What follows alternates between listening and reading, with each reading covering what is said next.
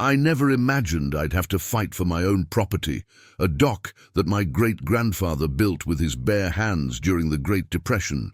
But when an ambitious HOA president decided she wanted to seize it for community use, I learned just how far some people will go to take what isn't theirs. This is the story of how I fought back against corruption and saved my family's legacy. Before we jump back in, tell us where you're tuning in from, and if this story touches you, make sure you're subscribed, because tomorrow I've saved something extra special for you. Michael Turner stood at the edge of his private dock, watching the morning mist dance across Pine Valley Lake's glassy surface. The 100-year-old structure, hand-built by his great-grandfather during the Great Depression, had weathered countless storms and generations of family memories. Every morning for the past 15 years, he'd walk down the weathered steps from his craftsman-style home, coffee mug in hand, to watch the sunrise paint the water in brilliant shades of gold and pink. This dock wasn't just a piece of wood extending into the water. It was a family heirloom, a testament to his ancestors' determination to build something lasting in this peaceful corner of New England. The property sat on the outskirts of the prestigious Evergreen Shores community, but Michael had always taken pride in maintaining his independence from their strict homeowners association. His 3 acres of lakefront land, with its wild gardens and natural landscaping, stood in stark contrast to the manicured lawns and cookie-cutter aesthetics of the HOA-controlled properties nearby. The dock itself was a masterpiece of old-world craftsmanship, its thick cedar planks and sturdy posts telling stories of family fishing trips, summer swimming lessons, and quiet moments of reflection. Michael's grandmother used to tell stories about how his great-grandfather had spent an entire summer hauling lumber across the lake by rowboat, determined to build something that would last for generations. He'd carefully selected each board, treating them with homemade preservatives and securing them with hand-forged nails. The family photos in Michael's study captured moments of its construction, black and white images of men in overalls working under the summer sun, creating what would become the Turner family's pride and joy. The dock had been the backdrop for countless family milestones. It was where Michael had learned to swim, where he'd proposed to his late wife Sarah, and where their daughter Emma had taken her first steps. Now, as he sipped his morning coffee, the gentle creaking of the boards beneath his feet felt like a conversation with the past, a reminder of all those who had stood in this same spot before him. Even as the surrounding area had transformed over the decades, with luxury homes replacing old cottages and pristine lawns supplanting natural shoreline, Michael's property remained a testament to a simpler time.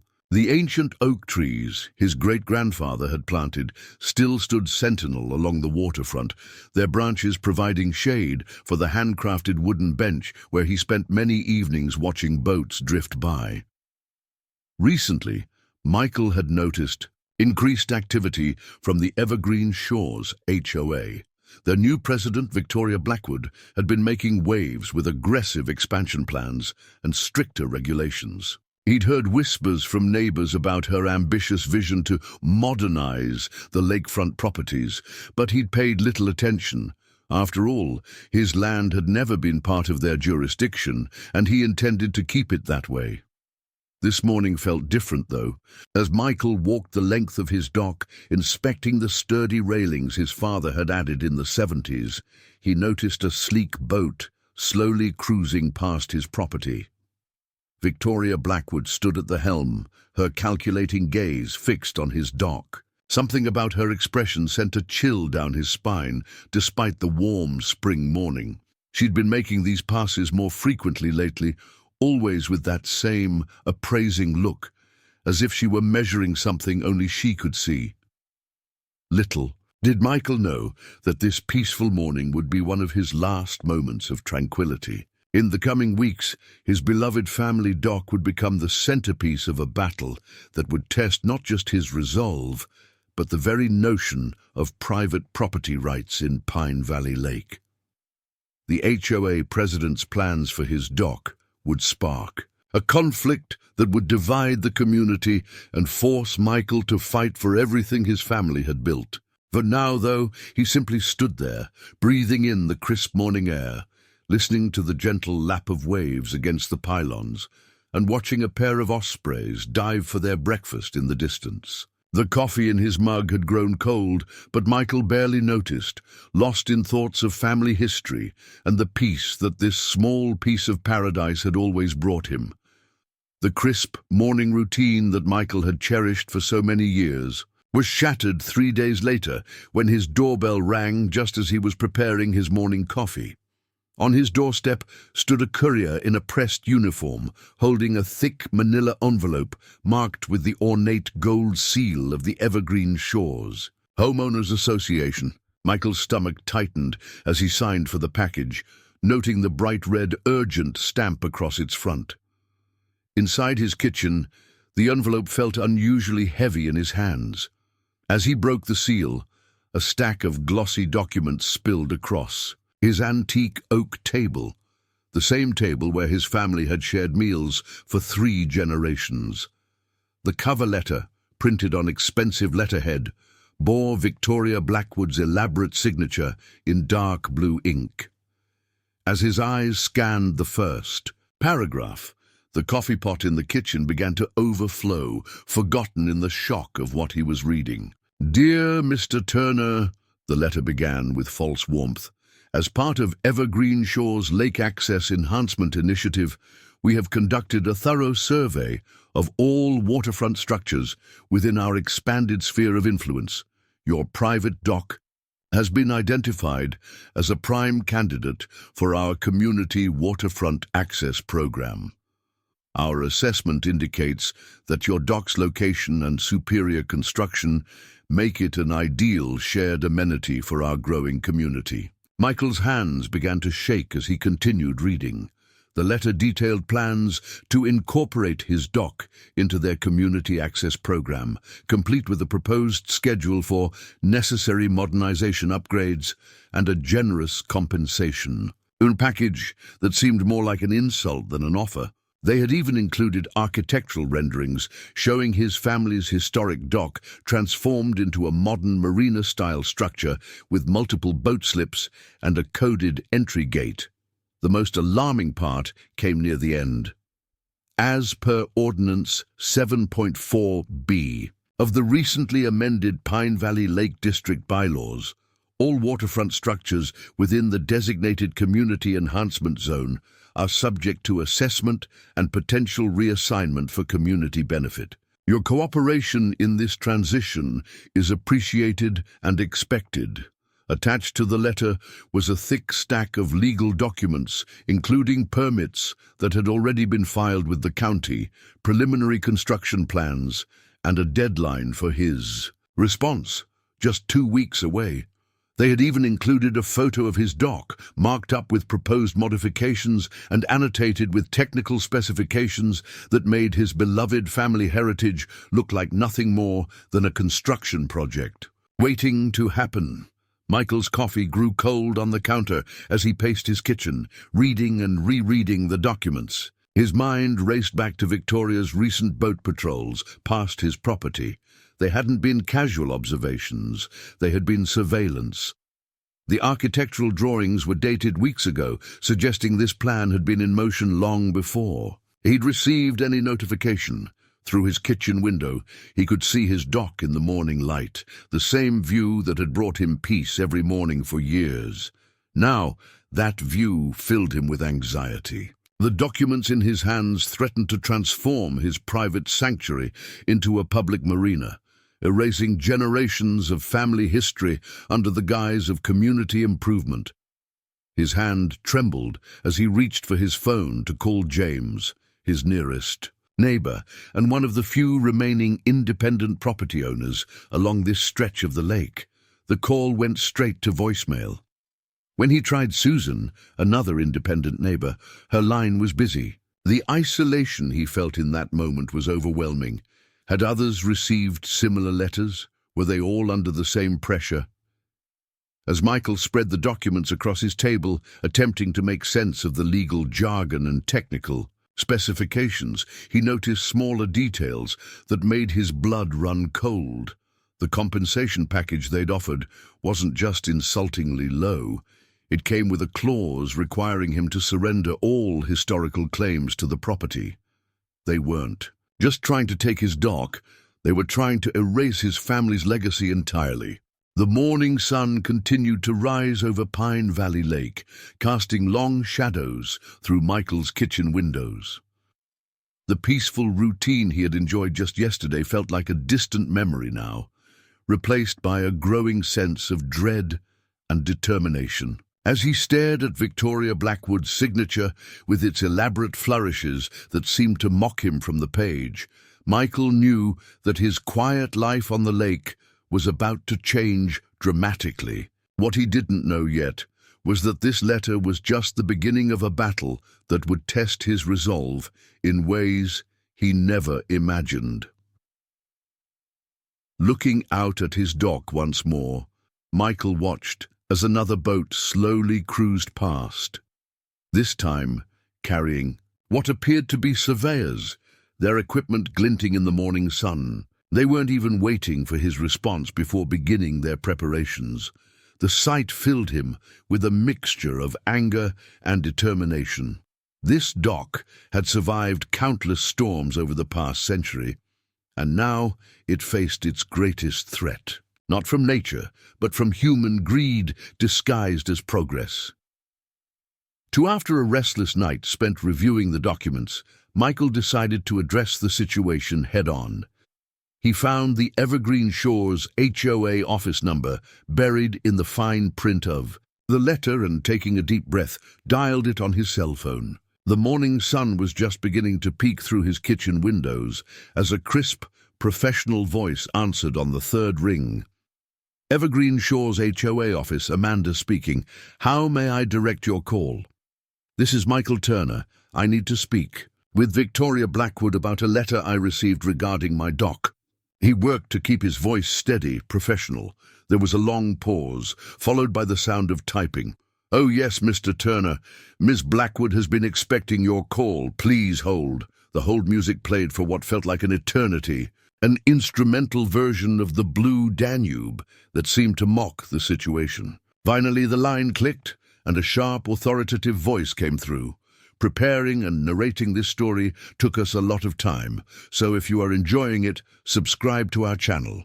It means a lot to us. Now, back to the story. Mr. Turner. Victoria. Blackwood speaking. I trust you've reviewed our proposal? Her tone carried a practiced warmth that didn't quite mask its underlying steel. Ms. Blackwood, there must be some mistake. My property isn't part of Evergreen Shores. It never has been. This dock has been in my family for... Mr. Turner, she cut him off smoothly. I understand your attachment to the structure, but you need to understand that Pine Valley Lake is evolving. The Lake District bylaws were recently amended to allow for community enhancement initiatives. Your dock's strategic location makes it an ideal candidate for our expansion program. Michael gripped the phone tighter. Strategic location. This is private property, Ms. Blackwood. My great-grandfather built this dock by hand. It's not for sale, and it's certainly not available for community enhancement. A small sigh came through the line. Mr. Turner, while your family history is charming, progress can't be held back by sentimentality. The compensation package we're offering is more than fair for a structure of that age. Plus, you'll have privileged access to the new facility once upgrades are completed. Privileged access? To my own dock? Michael's voice rose despite his efforts to remain calm. This is absurd. You can't just decide to take someone's private property and... I want to be clear, Mr. Turner. Victoria's voice hardened, dropping. All pretense of warmth. This isn't a negotiation. The Lake District bylaws give us full authority to proceed. The compensation package is a courtesy, one that has an expiration date.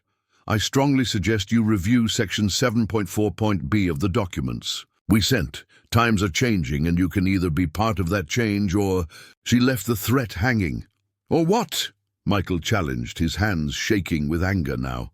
"Or you can waste time and money fighting the inevitable. I've dealt with holdouts before, Mr. Turner. They all eventually see reason, usually after significant legal expenses and public embarrassment. Don't make this difficult for yourself." Michael stood up from his kitchen table, pacing toward the window. From here, he could see his dock stretching out into the morning mist. "Ms. Blackwood, I won't be bullied into giving up my family's property. This dock isn't just a structure, it's part of our heritage." "Heritage?" she laughed, a cold sound that sent chills down his spine. "Mr. Turner, that decrepit wooden platform is an eyesore compared to our modern community standards. The plans we've drawn up will transform it into something truly beneficial for everyone. Don't let your obstinance stand in the way of community progress." "Community progress? You mean your marina project? I've heard about your other improvements around the lake. This isn't about community benefit. This is about control and profit." There was a pause on the line. When Victoria spoke again, her voice was arctic. "I tried to be reasonable, Mr. Turner. Remember that. When this gets unpleasant, and it will get unpleasant if you persist in this attitude, remember that I gave you a chance to handle this gracefully. You have until the end of the month to accept our offer. After that, we'll pursue other options." Before Michael could respond, the line went dead. He stood there for a moment, phone still pressed to his ear, staring out at his dock. The morning sun had burned away the mist now, illuminating the structure his great-grandfather had built with such care. Each board, each post, held decades of family memories, memories Victoria Blackwood had dismissed as mere sentimentality. As he set the phone down, Michael noticed his hands were still shaking, but now more from anger than anxiety. The conversation had made one thing crystal clear. Victoria Blackwood wasn't interested in reasonable discussion or compromise.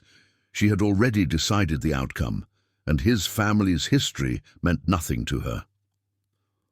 Walking to his study, Michael pulled out the old family albums, finding the black and white photos of his great-grandfather building the dock. Looking at those weathered faces, those determined expressions, he made a decision. If Victoria Blackwood wanted a fight, she'd get one. This dock had weathered a century of storms. It could weather her threats too. A week after the unsettling phone call with Victoria Blackwood, Michael found another envelope in his mailbox. This one was larger than the first, bearing multiple official stamps and seals. Unlike the previous letter's gold-embossed Evergreen Shores logo, this envelope carried the more ominous marking of legal notice, final warning, in bold red letters. Inside, he found a stack of documents even thicker than the first. The top page bore the letterhead of Blackwood, Sterling and Associates Legal Services, a detail that made Michael's jaw clench. Victoria Blackwood wasn't just the HOA president. She had a law firm backing her plans. The letter's tone was markedly different from the previous one, dropping any pretense of courtesy or community benefit. "Dear Mr. Turner," it began, "this serves as your final notice regarding the mandatory participation in the Evergreen Shores Community Waterfront Access Program. Your continued refusal to acknowledge our authority in this matter has forced us to pursue more stringent measures. Pursuant to Lake District Ordinance 7.4b and newly ratified Community Development Statute 23.1, you are hereby notified of the following." The letter went on to list a series of escalating threats. First was a demand for immediate compliance. Within 72 hours, accompanied by a reduced compensation offer, now 30% lower than the original generous proposal. Second was a warning that non-compliance would result in daily fines of $500, retroactively applied from the date of the first notice. Finally, and most alarmingly, was a threat to place a lien on his entire property, not just the dock, for obstruction of community development initiatives. Attached were dozens of pages of legal documents, including court precedents involving similar cases where homeowners had lost their property rights to community development projects. Each case had been carefully selected to paint a picture of inevitable defeat.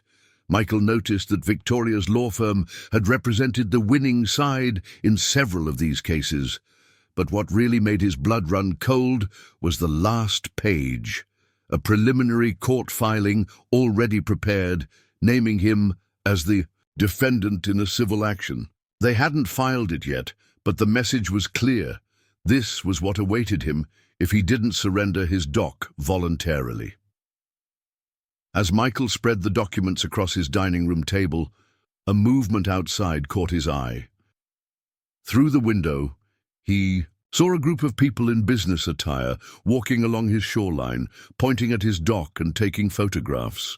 One was carrying what looked like surveying equipment. He recognized Amanda, the HOA office receptionist, among them, taking notes on a tablet. Rushing outside, Michael confronted the group. "Excuse me, this is private property. You're trespassing." A tall man in an expensive suit turned to face him, offering a practiced smile. "Mr. Turner, I presume. I'm Bradley Sterling, Ms. Blackwood's legal partner. We're conducting a preliminary assessment for the upcoming renovations. I believe you received our notice this morning?" "I received your threats, you mean," Michael replied, his voice tight with anger. "And you have no right to be on my property." Sterling's smile didn't waver. "Actually, Mr. Turner, under Section 5 of the Lake District's new access ordinance, we have every right to conduct surveys of properties scheduled for community enhancement. I suggest you review the documentation we provided more carefully." The casual arrogance in Sterling's voice made Michael's fists clench. "Get off my property, now." "Of course," Sterling replied smoothly, gesturing for his team to follow. "But, Mr. Turner, let me be clear, this is happening. The only question is how difficult you want to make it for yourself. Victoria asked me to remind you that the reduced offer expires in 72 hours. After that—" He shrugged, letting the implication hang in the air. As the group departed, Michael noticed several of his neighbors watching from their properties. Some quickly looked away when he met their eyes, but others offered sympathetic glances. He wondered how many of them had faced similar pressure from Victoria and her legal team. Back inside, Michael read through the documents again, his concern growing with each page. They had clearly done their homework, building a legal framework that seemed designed to trap property owners like him. The references to new ordinances and statutes were particularly troubling. How had these changes been passed without public notice? Picking up his phone, he tried calling James again, but still got no answer. Through his window, he could see James's house down the shoreline, but no signs of activity. It had been oddly quiet there for the past week. The sound of a boat engine drew his attention back to the lake. Victoria's sleek vessel was cruising past his dock again, but this time she wasn't alone. Bradley Sterling stood beside her, both of them studying his property like vultures eyeing their prey. The message was clear. They were moving forward, with their plans, with or without his cooperation. Michael's hand tightened around the legal notice, crumpling its crisp pages. The threats were escalating, and he knew he needed to act fast. But as he watched Victoria's boat disappear around the bend, he couldn't shake the feeling that this was just the beginning of their pressure campaign. Whatever he decided to do, next would have to be decisive. His family's legacy depended on it. Michael spent the next morning at the Pine Valley County Records Office, a cramped building that smelled of old paper and dust. Armed with a notebook and his grandfather's old briefcase containing decades of family property documents, he was determined to understand how Victoria Blackwood and her associates had manufactured their claim to his property. The clerk, an elderly woman named Martha, who'd worked there for 30 years, recognized him immediately. "Michael Turner, I haven't seen you since you were updating your property deed after your father passed. What brings you in today? I need to look into some recent changes to the Lake District ordinances, Martha. Specifically anything about Ordinance 7.4b and something called the Community Development Statute 23.1. He placed Victoria's letters on the counter. According to these, they were recently passed, but I never heard anything about them. Martha's friendly smile faltered slightly. Oh, those. She glanced around the nearly empty office before lowering her voice. There's been a lot of unusual activity lately with lake property regulations. Let me pull what I have. She disappeared into the maze of filing cabinets, returning several minutes later with a stack of folders. These are all the recent changes to Lake District zoning and ordinances from the past 6 months. But Michael, she hesitated, some of these files seem irregular. As Michael began reviewing the documents, he quickly understood what Martha meant. The paperwork establishing the new ordinances was filled with inconsistencies. Dates didn't align, signature pages seemed photocopied from other documents, and crucial details about public notices and community feedback were conspicuously absent. Martha, do you have records of the public hearings for these changes? There should have been announcements, community meetings. She shook her head. That's what's strange. These ordinances appeared in our records, properly filed and registered. But I don't remember any public notices, and I read all the local papers, attend most town meetings. Michael's attention was drawn to a recurring name on many of the documents. Bradley Sterling, legal counsel. The same man who'd been surveying his property yesterday appeared to be the architect of these new regulations. His signature appeared on dozens of pages, often dated on days when Michael distinctly remembered the county offices being closed for holidays.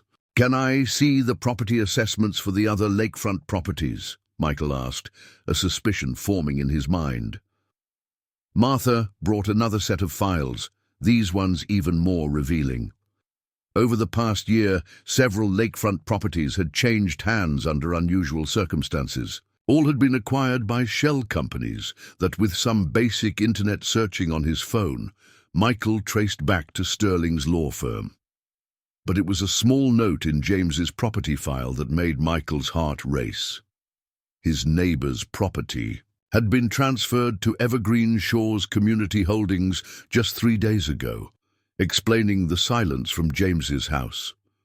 The transfer cited Community Development Statute 23.1 as its legal basis. Martha, this is crazy. They're using these suspicious ordinances to seize private property. How is this legal? Martha looked troubled. It shouldn't be. But Michael... She glanced around again. Victoria Blackwood has connections in the county. Commissioner's office. Her brother-in-law is Harold Green, the senior clerk who oversees all property registrations. The pieces were starting to fit together. Michael pulled out his phone and began taking photos of key documents, particularly the ones with mismatched dates and suspicious signatures. He noticed that many of the signature pages had identical ink patterns, suggesting they'd been photocopied from a single source. One more thing, Martha. Can I see any building permits filed for lake properties in the last 6 months? The permits told their own story. A company called Evergreen Marina Development LLC had already submitted extensive plans for a massive lakefront complex, including areas that were still privately owned, like Michael's dock. The plans were dated 2 months before Victoria's first letter to him. They were planning this all along, Michael muttered, photographing the permit. Applications, the letters, the threats. It's all for show. They're already acting like they own everything. As he was preparing to leave, Martha touched his arm. Michael, be careful. The last person who asked too many questions about lake property transfers, Sarah Chen from the Pine Valley Gazette, suddenly dropped her investigation and moved away. Victoria Blackwood plays hardball. Michael nodded, gathering his evidence. Thanks, Martha. I may need to come back for more information. Just Be discreet about what you found, she advised. I've worked here too long to not notice when something's wrong, but they have ways of making problems disappear. Documents, people, property rights. Walking to his car, Michael's mind raced with implications. This wasn't just about his dock anymore. Victoria and Sterling had created a paper trail that at first glance appeared legitimate, but dig deeper and the fraud was clear. Forged signatures, backdated documents, and a web of shell companies all pointing to a coordinated plan to seize lakefront property. He needed to act fast, but he also needed to be smart. Victoria Blackwood had influence and resources, but now he had something too, evidence of their fraudulent scheme. The question was, how to use it without making himself a target like Sarah Chen. Sitting in his car, Michael began making a list of next steps. He needed legal help, but not just any lawyer. He needed someone who could match Sterling's expertise, but wouldn't be afraid to take on the powerful interests at Pine Valley Lake. And he needed to find out what really happened to James and the other property owners who'd already lost their land to Victoria's scheme. The county records office had given him his first real look at what he was up against. Now he just had to figure out how to fight back. The weekend after his discoveries at the county records office, Michael woke to the sound of power tools. The harsh, mechanical whine cut through the usual morning peace, jolting him awake. Sunlight was just beginning to streak across Pine Valley Lake as he rushed to his window, his heart pounding in his chest. What he saw made his blood run cold. A work crew in high-visibility vests was already busy at his dock, their white van emblazoned with Evergreen Shores maintenance parked in his driveway. Two men were installing what looked like heavy-duty electronic gate mechanisms at the dock's entrance, while others were mounting security cameras on newly installed posts. Michael threw on clothes and ran outside, bare feet pounding across his dewy lawn. "Stop what you're doing," he shouted, causing several workers to look up from their tasks. "This is private property. You have no right to be here." The crew foreman, a stocky man with a clipboard, stepped forward.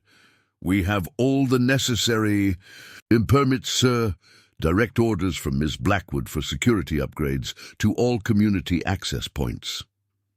He held up a document bearing the county seal and Victoria's now familiar signature. "This isn't a community access point," Michael protested, snatching the paper from the foreman's hands. "This is my private dock. Get your equipment and get off my property before I call the police." "I wouldn't do that if I were you," a smooth voice called from behind him.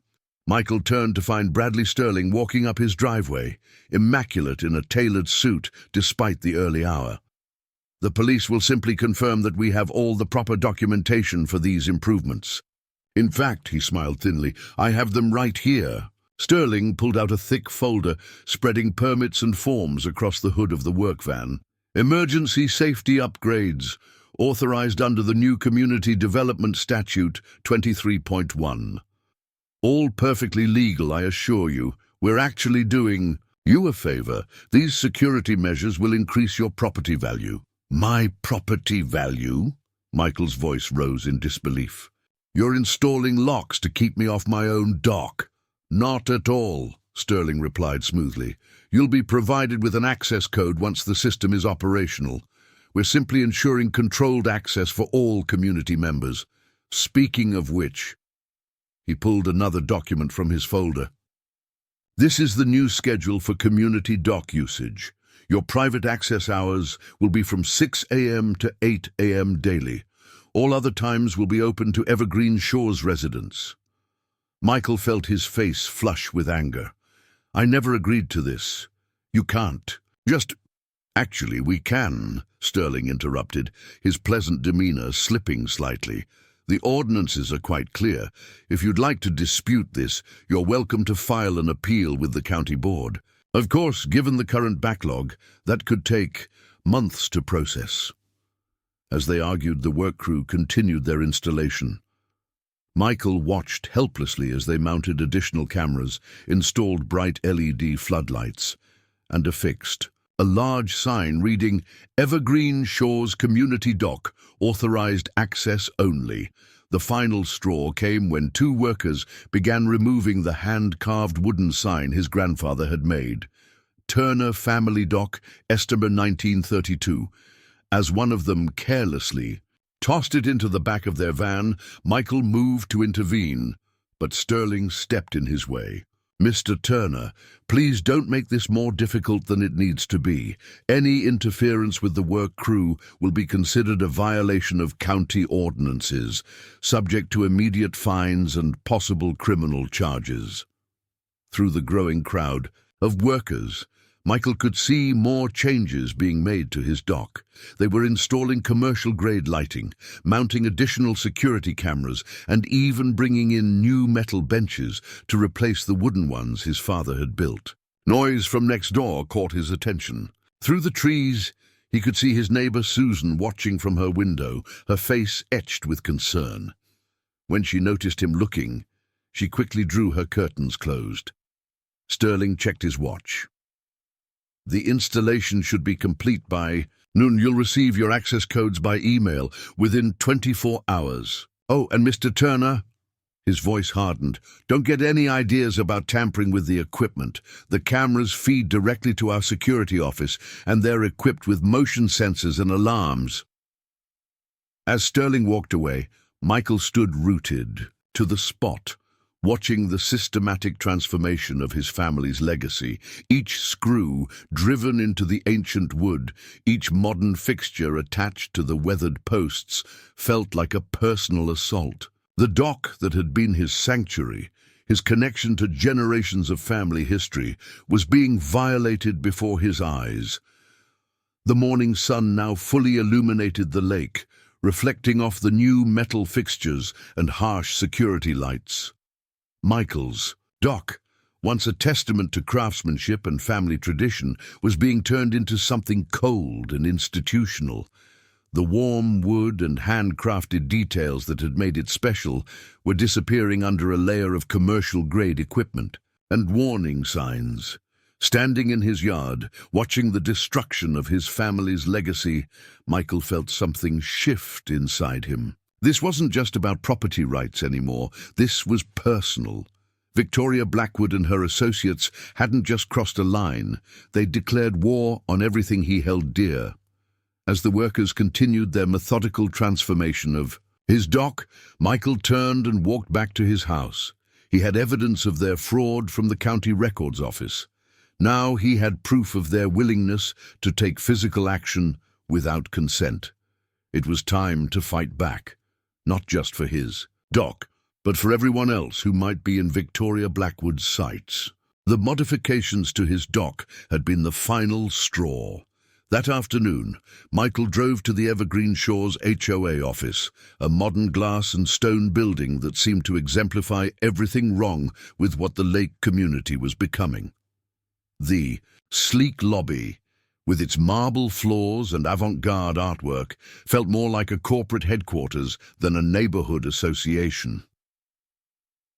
Behind the reception desk, Amanda's eyes widened with recognition. Before she could speak, Michael cut her off. "I need to see Victoria Blackwood, now." "I'm sorry, Mr. Turner, but Ms. Blackwood is in a meeting and doesn't accept walk-ins. If you'd like to schedule an appointment—" "The meeting can wait," Michael interrupted, his voice carrying across the lobby. "She didn't schedule an appointment before sending crews to vandalize my property this morning." A door opened down the hallway, and Bradley Sterling emerged, followed by 2 men in expensive suits. "Mr. Turner," Sterling said smoothly, "I thought we concluded our business this morning. If you have concerns about the security upgrades, save it, Sterling," Michael snapped. "I'm here to speak with Victoria. Either she comes out or I'm going in." Sterling's practiced smile faltered slightly. Before he could respond, another door opened, and Victoria Blackwood appeared. She was exactly as Michael had imagined from Their phone conversation, impeccably dressed in a designer suit, her silver hair perfectly styled, emanating an aura of authority and cold confidence. "Mr. Turner," she said, her voice carrying that same false warmth he remembered. "Since you're so insistent, please step into my office. Bradley, join us." Her office was larger than Michael's living room, with floor-to-ceiling windows overlooking the lake. He could see his dock in the distance, now crawling with workers installing their security upgrades. "Sit, please." Victoria gestured to a chair, seating herself behind a massive desk of polished mahogany. Sterling took up position by the window, arms crossed. Michael remained standing. "You had no right to send those workers to my property, no right to install those locks and cameras, and absolutely no right to remove my family's signs." Victoria's smile didn't waver. "Mr. Turner, I thought Bradley explained this morning. We have every right. The new ordinances are fraudulent," Michael cut in. "I've seen the county records. The dates don't match. The signatures are photocopied. You and Sterling manufactured those ordinances to steal people's property." For the first time, Victoria's composure slipped slightly. Her eyes flicked to Sterling before returning to Michael. "That's a serious accusation, Mr. Turner, one that could be considered defamatory. I'd be careful about making such claims without proof." "Oh, I have proof," Michael replied, pulling out his phone. "Would you like to see the photos of the documents, the identical signatures, the permit applications dated before you even contacted property owners? Or should we discuss what happened to Sarah Chen when she started asking questions?" Victoria's smile vanished entirely. She stood, placing both hands on her desk and leaning forward. "Mr. Turner, let me be very clear. You're playing a dangerous game. People who oppose progress in Pine Valley Lake tend to face difficulties. Ask your neighbor James how that worked out for him." "Is that a threat?" "Simply an observation," she replied coldly. "Change is coming to Pine Valley Lake, Mr. Turner. The era of ramshackle private docks and unregulated waterfront access is over. We're creating something sophisticated, controlled, profitable.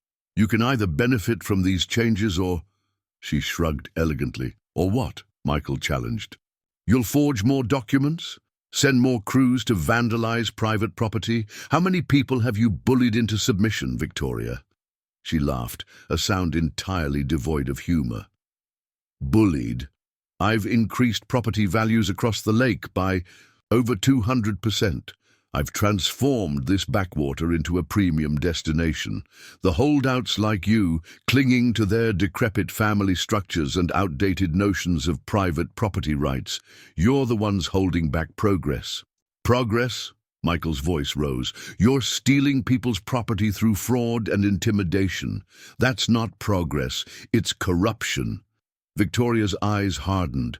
"Bradley, please escort Mr. Turner out. And Mr. Turner?" Her voice dropped to a near whisper. "The next time you enter this building making accusations, bring a lawyer. You'll need one." As Sterling moved toward him, Michael stood his ground. "This isn't over, Victoria. What you're doing is illegal, and I'm going to prove it." "Many have tried," she replied, already turning back to her desk. "Yet here I am, and there they aren't. Good day, Mr. Turner." Sterling gripped Michael's arm, but he shook it off, turning to leave on his own. As he reached the door, Victoria spoke again. "Oh, and your access codes will be delayed given your hostile attitude. I hope you don't mind using the public schedule for dock access in the meantime." Michael slammed the door behind him, his hands shaking with rage. In the lobby, Amanda avoided his gaze as he stormed past. Outside, the afternoon sun glinted off the building's glass facade, and Michael could see his reflection, a single man against this massive structure of power and money. But the confrontation had confirmed something crucial. Victoria Blackwood was worried about those county records. Her reaction to his mentions of the documents and Sarah Chen had revealed cracks in her polished facade. He had rattled her, if only slightly. Now he just had to figure out how to use that weakness before she made good on her veiled threats. That afternoon following his confrontation with Victoria, Michael found himself back at the county records office. But this time, he wasn't alone. Martha, the elderly clerk who had helped him before, had called him with an urgent message. She had discovered something in the archives that he needed to see immediately. "I've been doing some digging after hours," Martha whispered, leading him through rows of filing cabinets to a back room he'd never seen before. "These are our historical property records, everything from before the digital transition. Most people don't even know they exist anymore."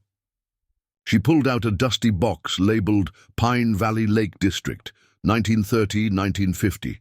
Inside were yellow documents, their edges crumbling with age. Martha carefully lifted out a large, folded map. "This is the original survey of Pine Valley Lake from 1945. Look at these property lines, particularly the easements and water rights." Michael leaned in, studying the faded lines and notations. "These boundaries are completely different from what Victoria's documents show." "Exactly," Martha nodded. "According to these original surveys, the lake's private property lines extend much further into the water than current records indicate. But here's the real bombshell." She pulled out another file, this one from a more recent box. "These are the official modifications to those boundaries over the years. Notice anything strange?" Michael flipped through the pages, his eyes widening. "There are gaps, huge gaps in the documentation. The property line somehow changed, but there's no record of how or when." "Someone has been systematically altering property records," Martha confirmed. "I started cross-referencing after you were here last time. Dozens of documents are missing or have been replaced with newer versions. But they missed these old papers, probably didn't know they existed. As they dug deeper, a pattern emerged. The alterations had begun about 3 years ago, right around the time Victoria Blackwood had taken over the Evergreen Shores HOA. Property lines had been subtly shifted, easements had been quietly modified, and water rights had been mysteriously transferred. "Look at this." Michael pointed to a notation on the original map. "There's a clause here about riparian rights, the legal rights of property owners along waterways. According to this, my family's water rights are permanently attached to the property. They can't be separated or transferred without explicit owner consent." Martha nodded grimly. "That's not all. I found something else." She pulled out a thin file folder. "Remember Sarah Chen, the reporter I mentioned? Before she disappeared, she filed a Freedom of Information request about lake property transfers. I found her original request form in the archives." Michael opened the folder with trembling hands. Inside was a half-completed investigation into property transfers around Pine Valley Lake. Sarah had been tracking a series of suspicious transactions, all leading back to shell companies connected to Sterling's law firm. "She was close to uncovering everything," Martha said softly. "Then suddenly she withdrew her request and left town. But look at the last page. The final document was a handwritten note, hastily scribbled. Check Sterling's connection to County Commissioner Green. Property records altered through internal access. VB involved in previous cases. Riverside Heights, Blue Lake Estates. Same pattern." "Riverside Heights?" Michael pulled out his phone, quickly searching the name. "That was a lakefront community about 50 miles from here. 3 years ago, all the private docks were converted to community access points. The homeowners fought it and lost." "Victoria Blackwood was involved in that too," Martha confirmed. "I did some research. Same pattern, mysterious new ordinances, property record changes, pressure on homeowners. By the time anyone realized what was happening, it was too late." Michael sat back, his mind racing. "This is bigger than just my dock. They've done this before and they're doing it again here. But why? What's the end game?" Martha pulled out one final document, a recent permit application he hadn't seen before. Maybe this is why. It was filed last week under a different company name, but I recognize Sterling's signature style. The application was for a massive marina development project encompassing nearly the entire shoreline of Pine Valley Lake. The plans included luxury boat slips, a private club, and high-end retail spaces, all built on what was currently private property. They're not just taking our docks, Michael realized. They're taking the entire lake, converting it all into some kind of exclusive marina resort. And they're using altered property records and fake ordinances to do it, Martha added. But now you have proof. These historical documents show the true property lines and rights. They can't argue with records from the 1940s. Michael carefully photographed every document, making sure to capture every detail, every signature, every date. Martha, this is incredible, but aren't you worried about helping me? After what happened to Sarah Chen? The elderly clerk straightened her shoulders. I've worked here for 30 years, Michael. I've watched generations of families build their lives around this lake. What Victoria Blackwood is doing isn't just illegal, it's wrong. Some things are worth fighting for. As they carefully returned the documents to their boxes, Michael felt a renewed sense of purpose. He had more than just suspicions now. He had concrete evidence of a systematic fraud scheme spanning years and multiple communities. The question was how to use this information without putting himself and Martha at risk. Be careful with these copies, Martha warned as he prepared to leave. And Michael, watch your back. Victoria Blackwood didn't get where she is by playing fair. Armed with the evidence from the county records office, Michael knew his next step had to be finding legal representation. But not just any lawyer would do. He needed someone with experience fighting corrupt development schemes and the courage to take on Victoria Blackwood's powerful legal team. After hours of research, one name kept coming up: Catherine Rodriguez.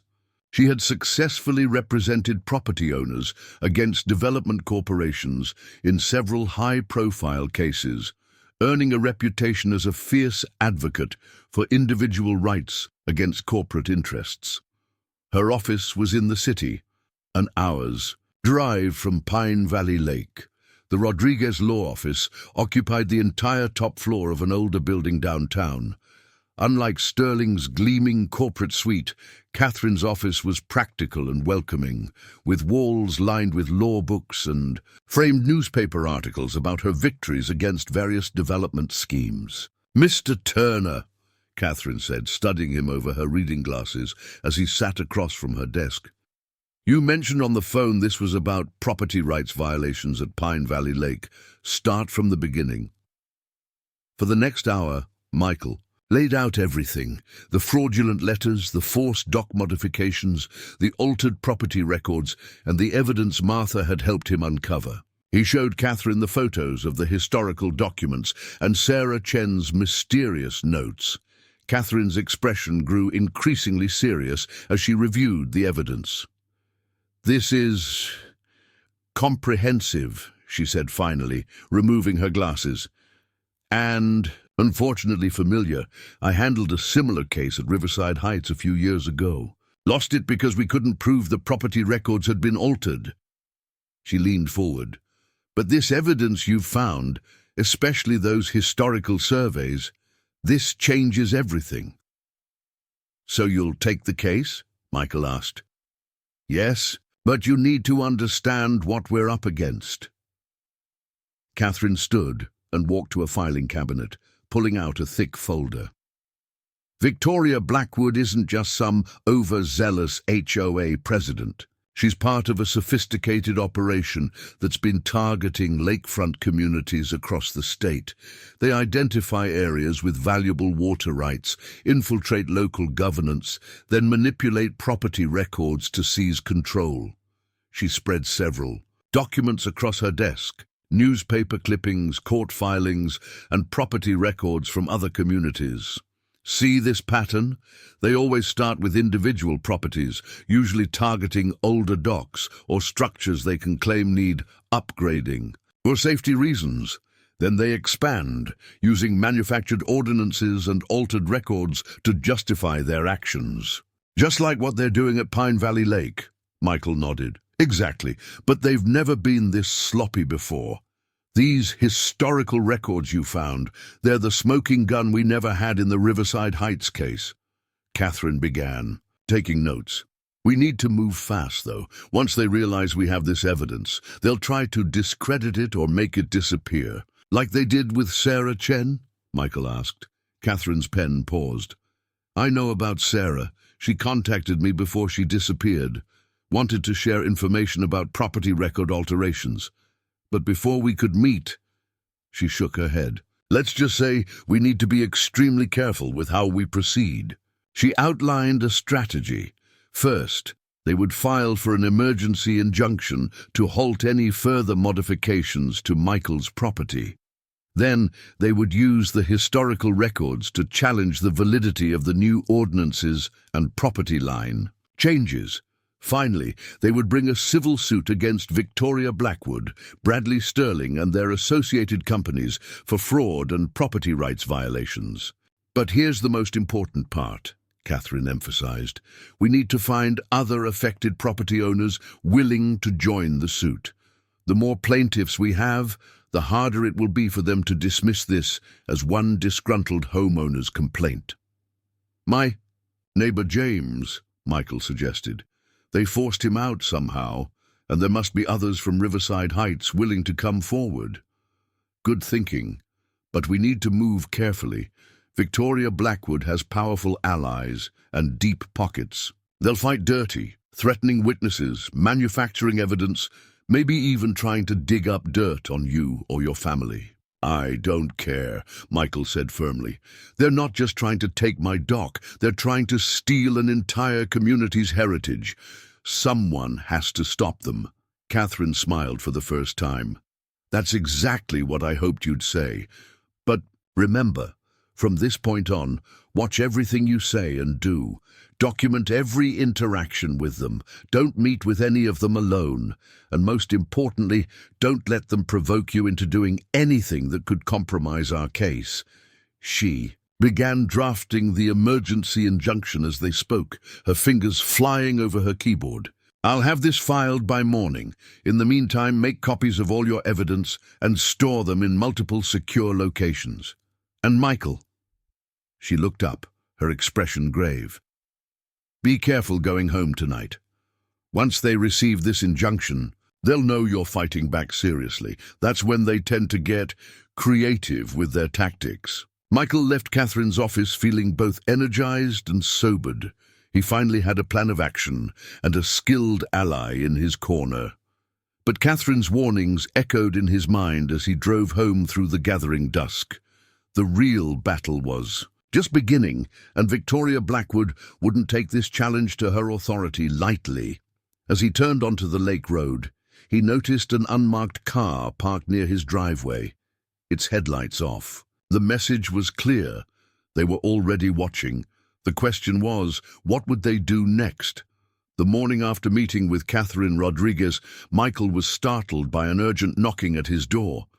Opening it cautiously, he found Susan, his next-door neighbor, standing on his porch looking nervous but determined. Behind her stood an elderly couple he recognized from down the shore, the Hendersons. Michael, we need to talk, Susan said in a hushed voice. Can we come in? It's about Victoria Blackwood and what's happening to our properties. Once inside, gathered around his kitchen table, Susan spoke first.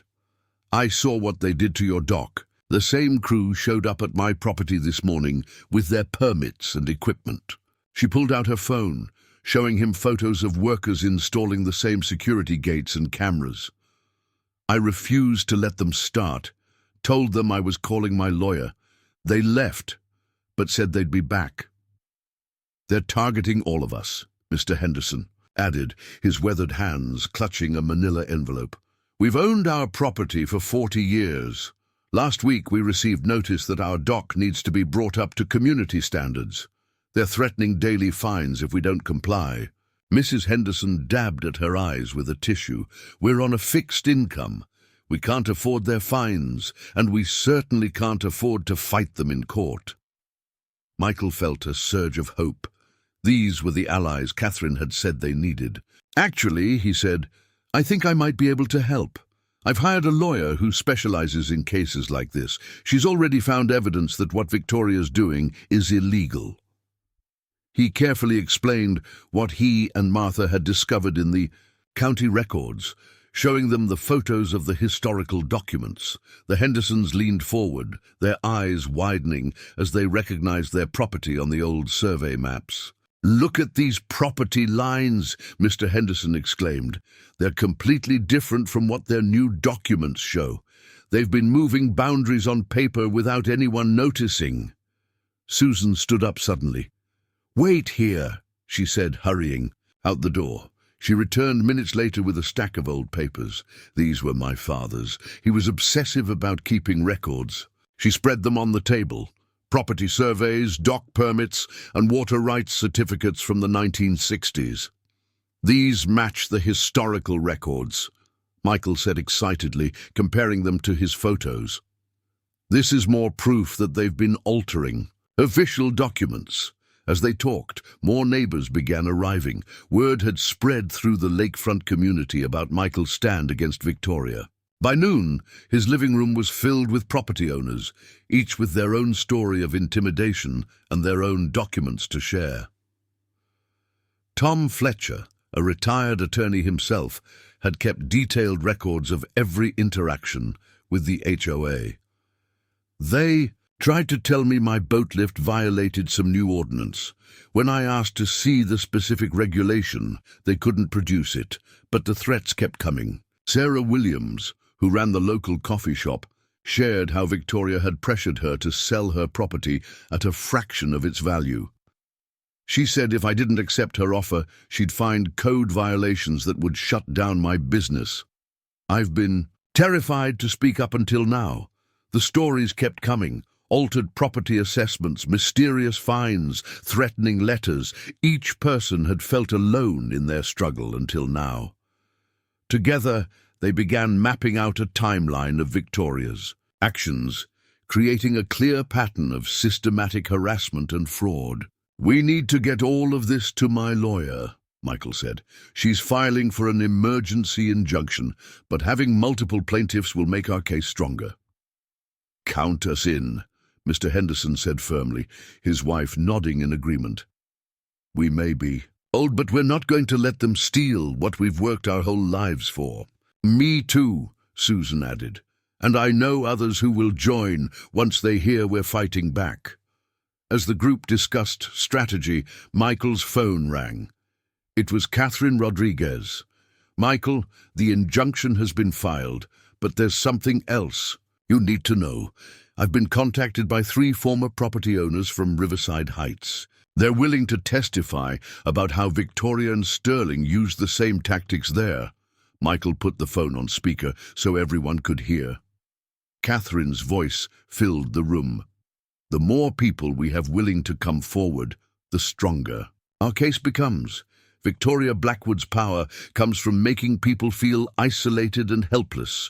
Together, we can expose their whole operation. The room erupted in determined voices as neighbors volunteered to join the lawsuit. Even those who couldn't afford legal fees offered to help in other ways, gathering documents, taking photos of unauthorized work, sharing their stories. We're not just fighting for our docks, Tom Fletcher declared, his voice carrying over. The others.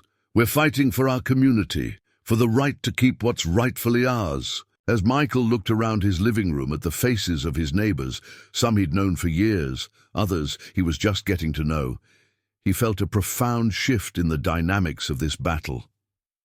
Victoria Blackwood had built her power on dividing people, making them feel alone and vulnerable. But now in his living room, that power was beginning to crumble. The next step, he announced, is documenting everything. Every letter, every threat, every unauthorized change to our properties. Catherine needs all of it for the lawsuit. The group spent the next several hours organizing their evidence, making copies, and sharing contact information. They were no longer isolated property owners facing an overwhelming force. They were a community united against corruption. As his neighbors finally began to leave, each more determined than when they'd arrived, Michael knew that while the fight was far from over, its nature had fundamentally changed. Victoria Blackwood wasn't just facing one stubborn homeowner anymore. She was facing an entire community ready to stand together and fight back. The story broke on a Tuesday morning.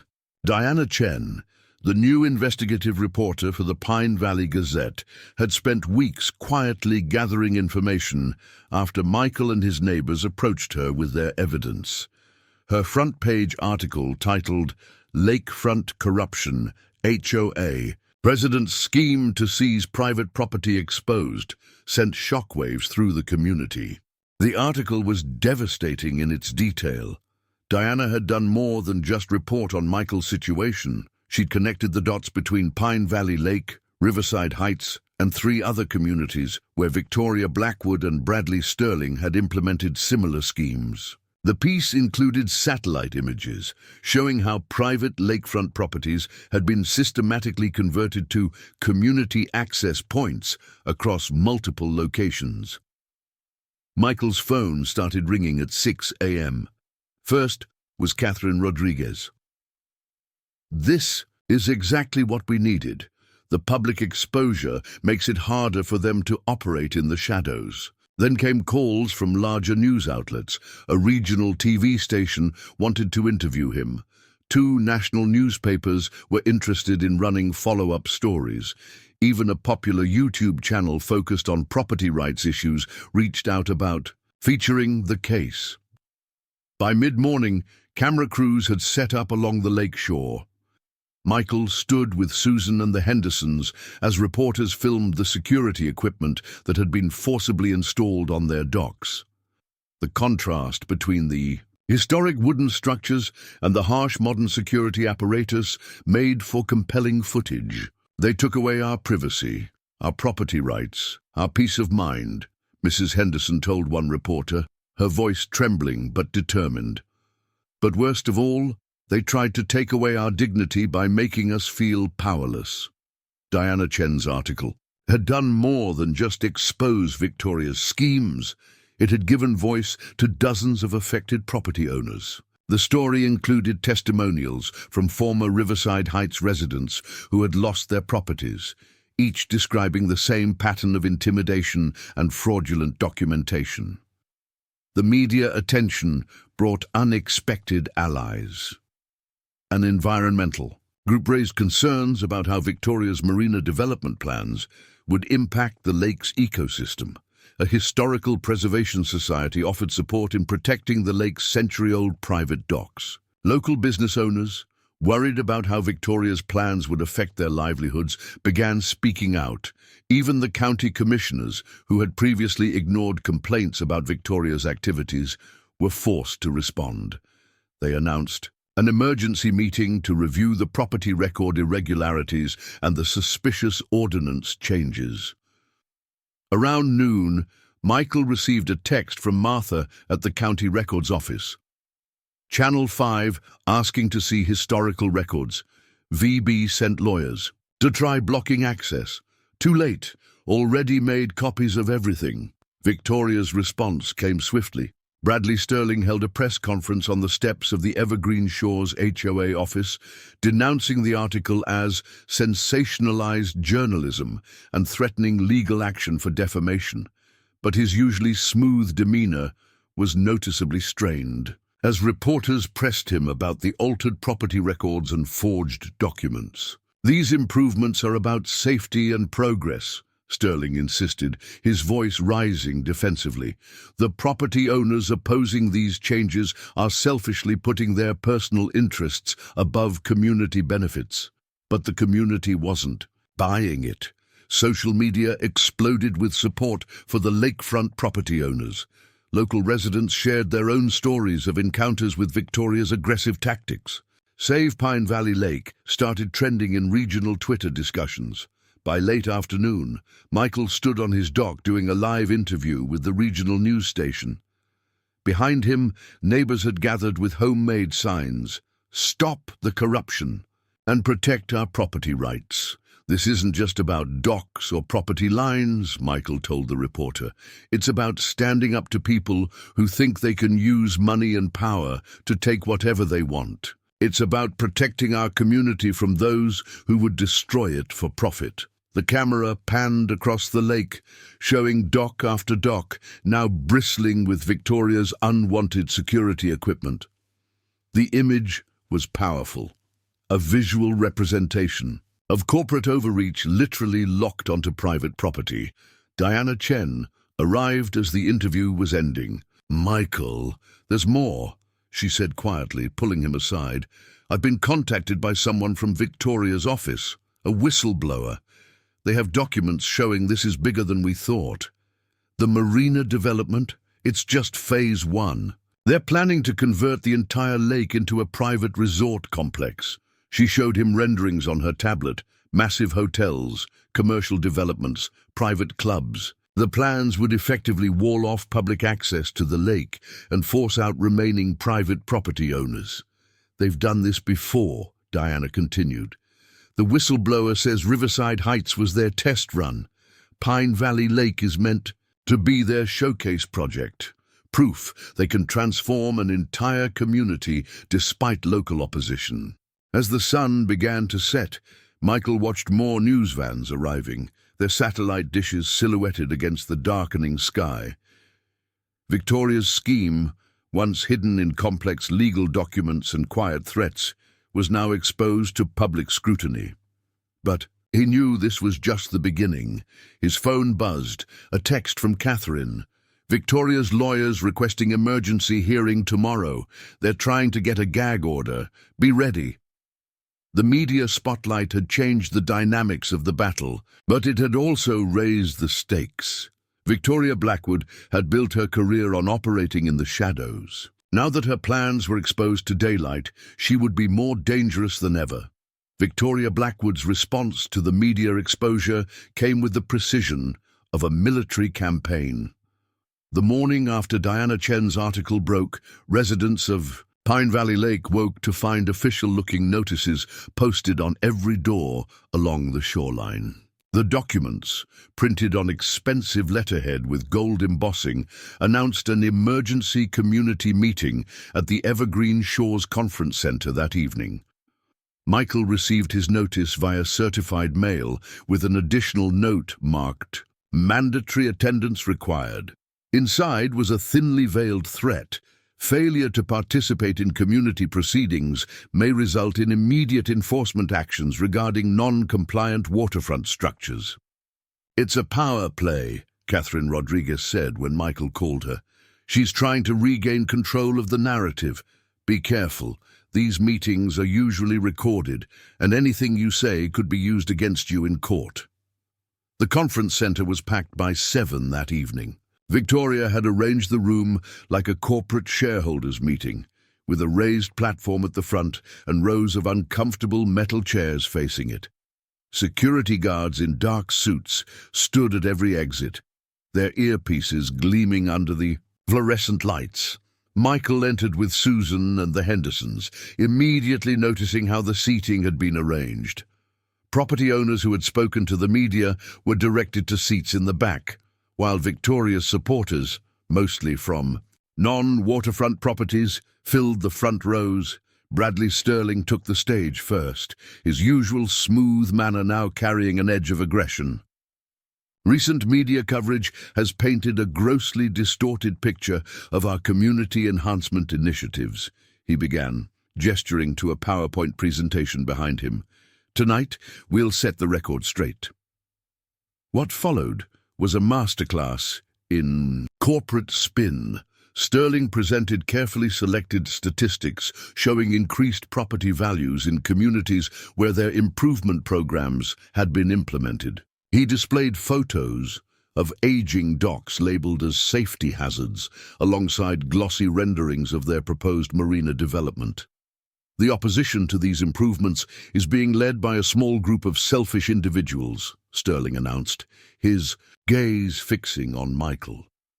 People who would rather cling to decrepit private structures than embrace progress that benefits everyone.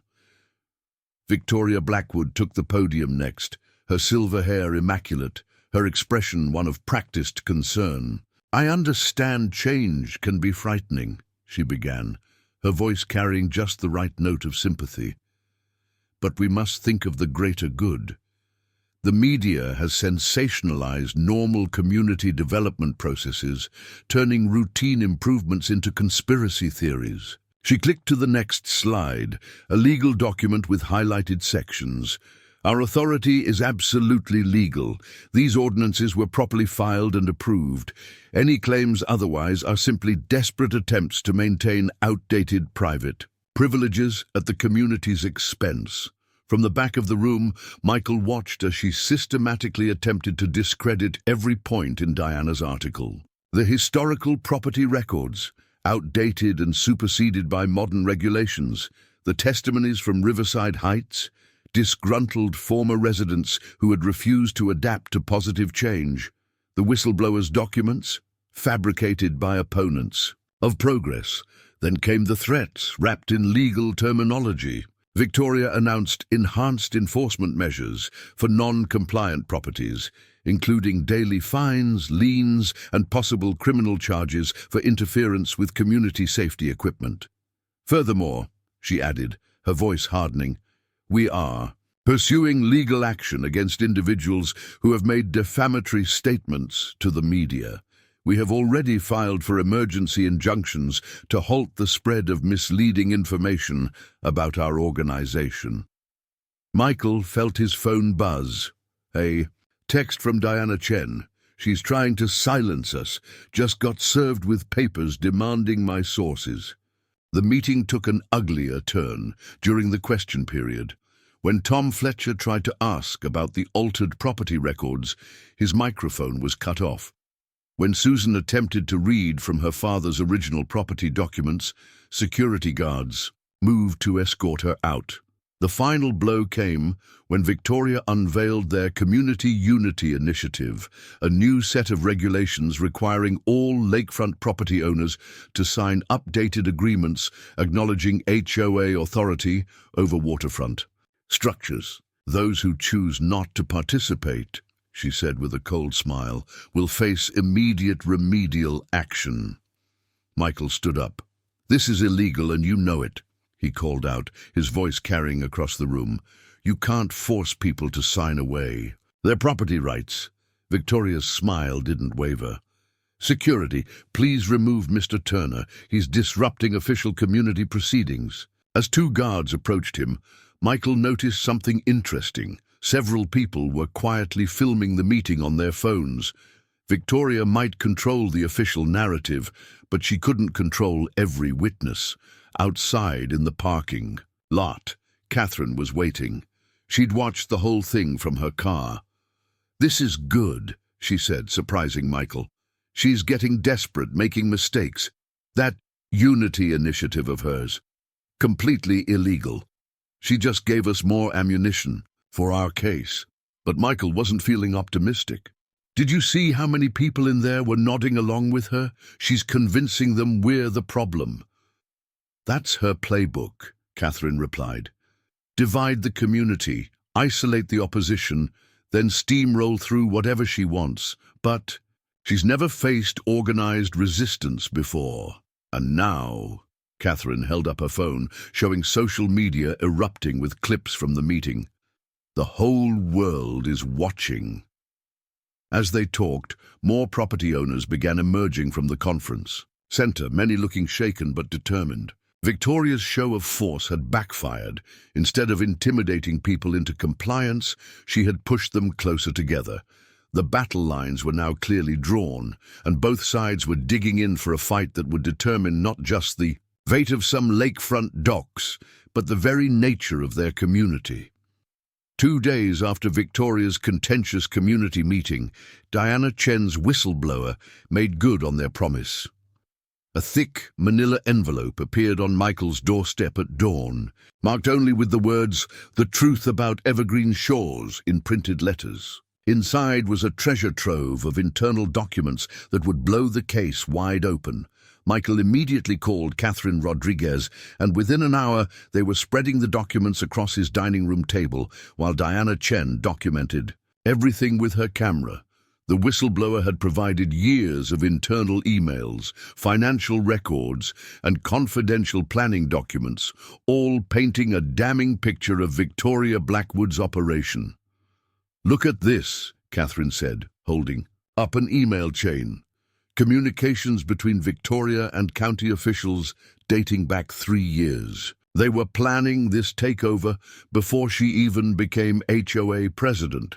She pointed to specific passages, discussions about manipulating property records, strategically changing zoning laws, even identifying which property owners would be most vulnerable to pressure. Diana was photographing a different set of documents. These are the real financial records of the Riverside Heights takeover. The official records showed the property owners were compensated at market value, but these internal spreadsheets tell a different story. They were forced out at pennies on the dollar. The most damning evidence came in the form of a private agreement between Victoria's development company and a luxury resort corporation. The contract, signed 18 months ago, detailed plans for a massive resort complex that would completely transform Pine Valley Lake. The project would require acquiring all private waterfront property by any means necessary. "This explains everything," Michael said, studying the resort plans. "The dock seizures, the security equipment, the harassment. It's all about making life so difficult for property owners that they'll sell out just to escape." As they continued sorting through the documents, Susan arrived with more shocking news. "You need to see this," she said, pulling up a video on her phone. It showed Bradley Sterling in what appeared to be a private meeting with county officials, filmed secretly by someone in the room. In the video, Sterling could be clearly heard discussing ways to expedite property transfers through administrative adjustments, a euphemism for falsifying records. He even joked about how easy it was to backdate documents when you had friends in the right offices. "This is criminal conspiracy," Catherine said, her eyes wide. "They're openly discussing fraud." The evidence kept mounting. Financial records showed a complex web of shell companies, all leading back to Victoria and Sterling. There were copies of checks written to county officials, disguised as consulting fees. Most disturbing were the detailed profiles they'd compiled on each waterfront property owner, including personal information that could only have been obtained through illegal surveillance. "They've been watching all of us," Mrs. Henderson said, her hands trembling as she read her own profile. "They know our routines, our finances, even our medical histories. They've been looking for weaknesses they could exploit." Diana was already writing furiously in her notebook. "This isn't just about property rights anymore. This is systematic corruption at every level of local government." The whistleblower had included one more crucial piece of evidence, a USB drive containing security footage from the Evergreen Shores office. The videos showed Victoria and Sterling meeting with various officials, including Harold Green from the County Commissioner's office, discussing their plans openly. "We need to move fast," Catherine said, gathering the most crucial documents. "Once Victoria realizes these records have leaked, she'll try to destroy any remaining evidence. I'm going to file an emergency motion for a preservation order." Michael noticed something else in the financial records: regular payments to a private security firm. "Look at these invoices," he said. "They're not just for the dock cameras. They've hired people to follow us, monitor our communications."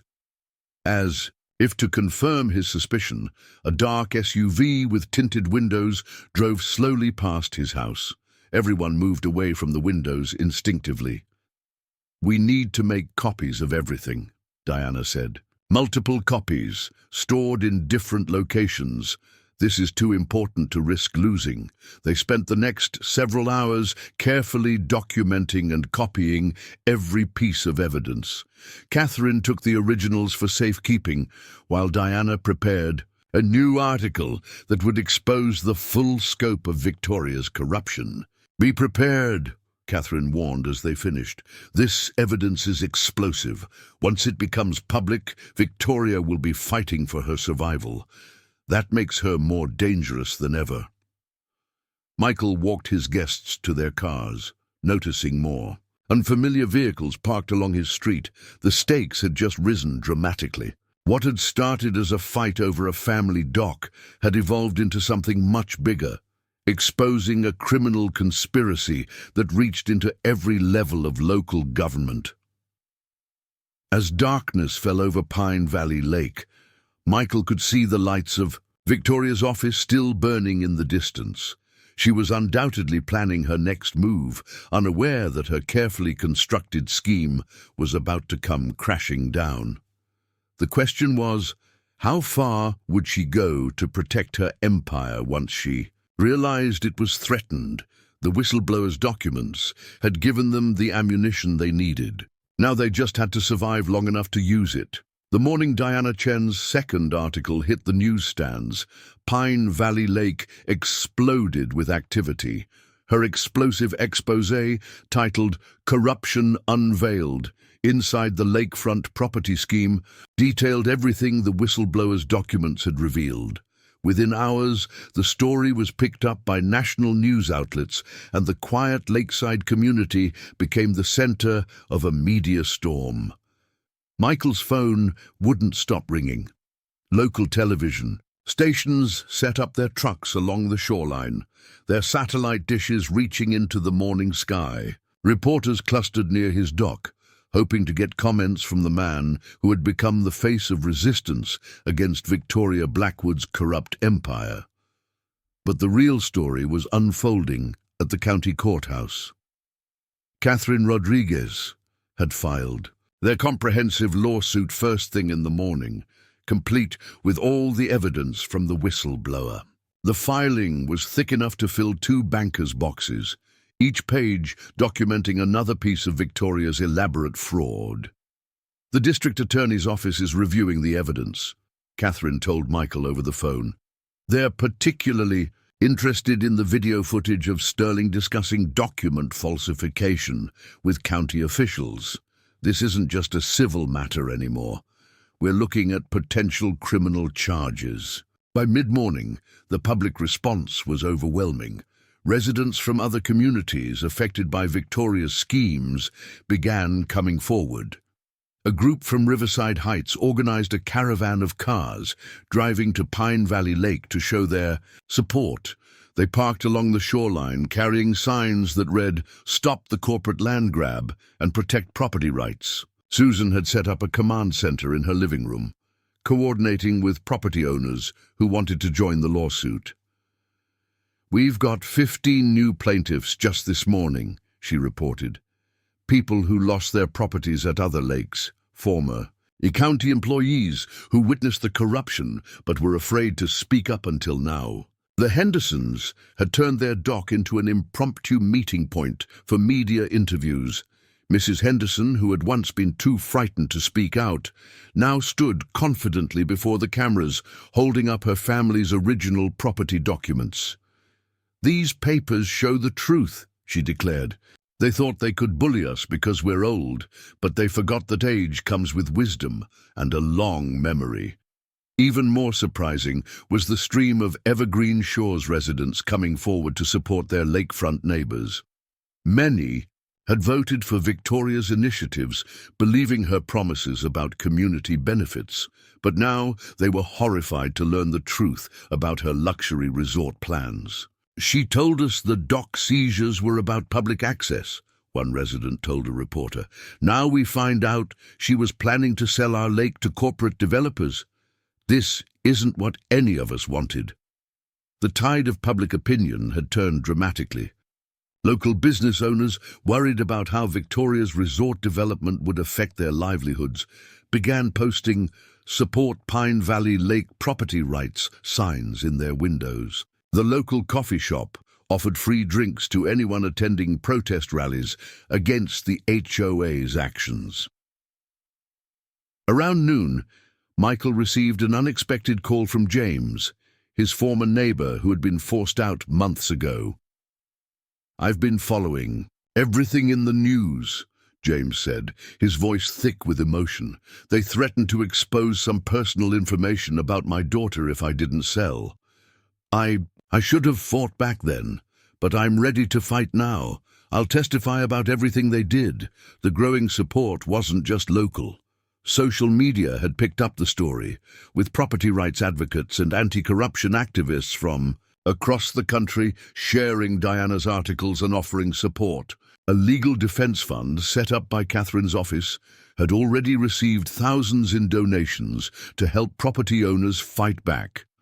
Victoria's carefully constructed public image was crumbling. Security camera footage from the whistleblower showing her threatening elderly property owners went viral. Her previous victims from other communities shared their stories online, creating a damning pattern of intimidation and fraud. By late afternoon, the first official dominoes began to fall. County Commissioner Harold Green announced his immediate resignation, citing personal reasons. 2 other officials mentioned in the whistleblower documents took emergency leave.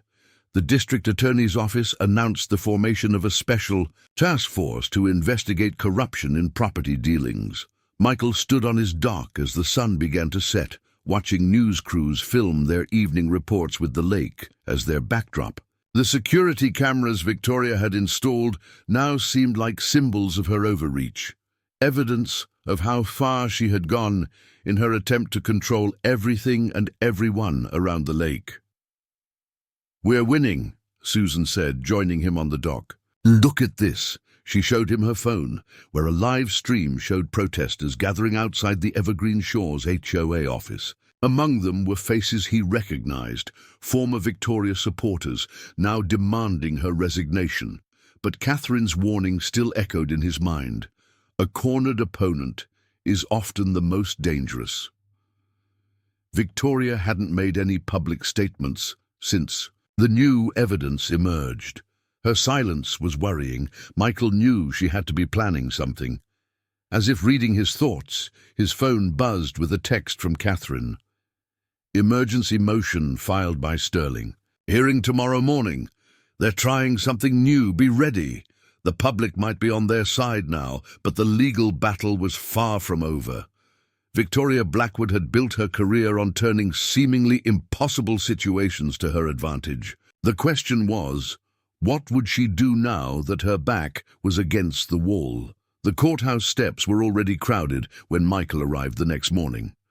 Catherine had warned him to come early, but he hadn't expected this level of attention. Television cameras lined the entrance, and reporters called out questions as he made his way through the crowd with Susan and the Hendersons. Inside the courtroom, the division was stark. On one side sat Michael and his fellow property owners, a diverse group united by their determination to protect their homes. On the other side, Victoria Blackwood's team of corporate lawyers filled several rows, their expensive suits and leather briefcases presenting a wall of institutional power. Victoria herself sat at the defendant's table beside Bradley Sterling, both of them projecting an air of confident indifference. But Michael noticed how Victoria's perfectly manicured nails drummed nervously on the table, the first crack in her composed facade he'd ever seen. Judge Eleanor Martinez entered the courtroom, her reputation for no-nonsense handling of property disputes preceding her. As she reviewed the case files, her expression grew increasingly severe. "Before we begin," Judge Martinez announced, "I want to address the unusual nature of this hearing. Mr. Sterling has filed an emergency motion seeking both a gag order and an injunction against what he terms interference with community development initiatives." Meanwhile, Ms. Rodriguez has submitted substantial evidence of alleged fraud and corruption. This hearing will address both matters. Sterling rose first, his usual smooth manner somewhat strained. Your Honor, we're dealing with a coordinated campaign of defamation and obstruction. These property owners, led by Mr. Turner, are spreading malicious falsehoods that threaten vital community improvements. The documents they've provided are incomplete, taken out of context, or outright fabricated. Catherine stood next, holding up the whistleblower's USB drive. Your Honor, we have video evidence of Mr. Sterling himself discussing document falsification with county officials. We have financial records showing illegal payments and testimony from multiple victims of this scheme. This isn't about community improvements. It's about systematic fraud. The hearing quickly turned intense. Sterling presented a new set of documents, property assessments claiming the private docks were unsafe, environmental impact studies suggesting they were harming the lake, and economic projections showing the benefits of Victoria's development plans. But Catherine was prepared. She called their first witness, James, Michael's former neighbor, who had flown in specifically for the hearing. His testimony about Victoria's blackmail tactics drew gasps from the gallery. Then came a former county clerk who described how she'd been instructed to backdate documents and alter property records. The turning point came when Catherine played the security footage from the whistleblower. The courtroom fell silent as they watched Sterling and Victoria discussing their strategy for forcing out property owners. If they won't sell willingly, Victoria could be heard saying, we'll make their lives impossible until they have no choice. Judge Martinez's expression darkened as she watched. When the video ended, she turned to Sterling. Would you care to explain this, Counselor? Sterling attempted to dismiss the video as selective editing, but his confidence was clearly shaken. Victoria sat rigid in her chair, her face a mask of barely contained fury. Then Catherine delivered her masterstroke. Your Honor, we'd like to call our next witness, Amanda Parker, former executive assistant to Ms. Blackwood. Victoria's head snapped up. Her former assistant walked into the courtroom, carrying a laptop and several folders. Amanda had been the whistleblower all along.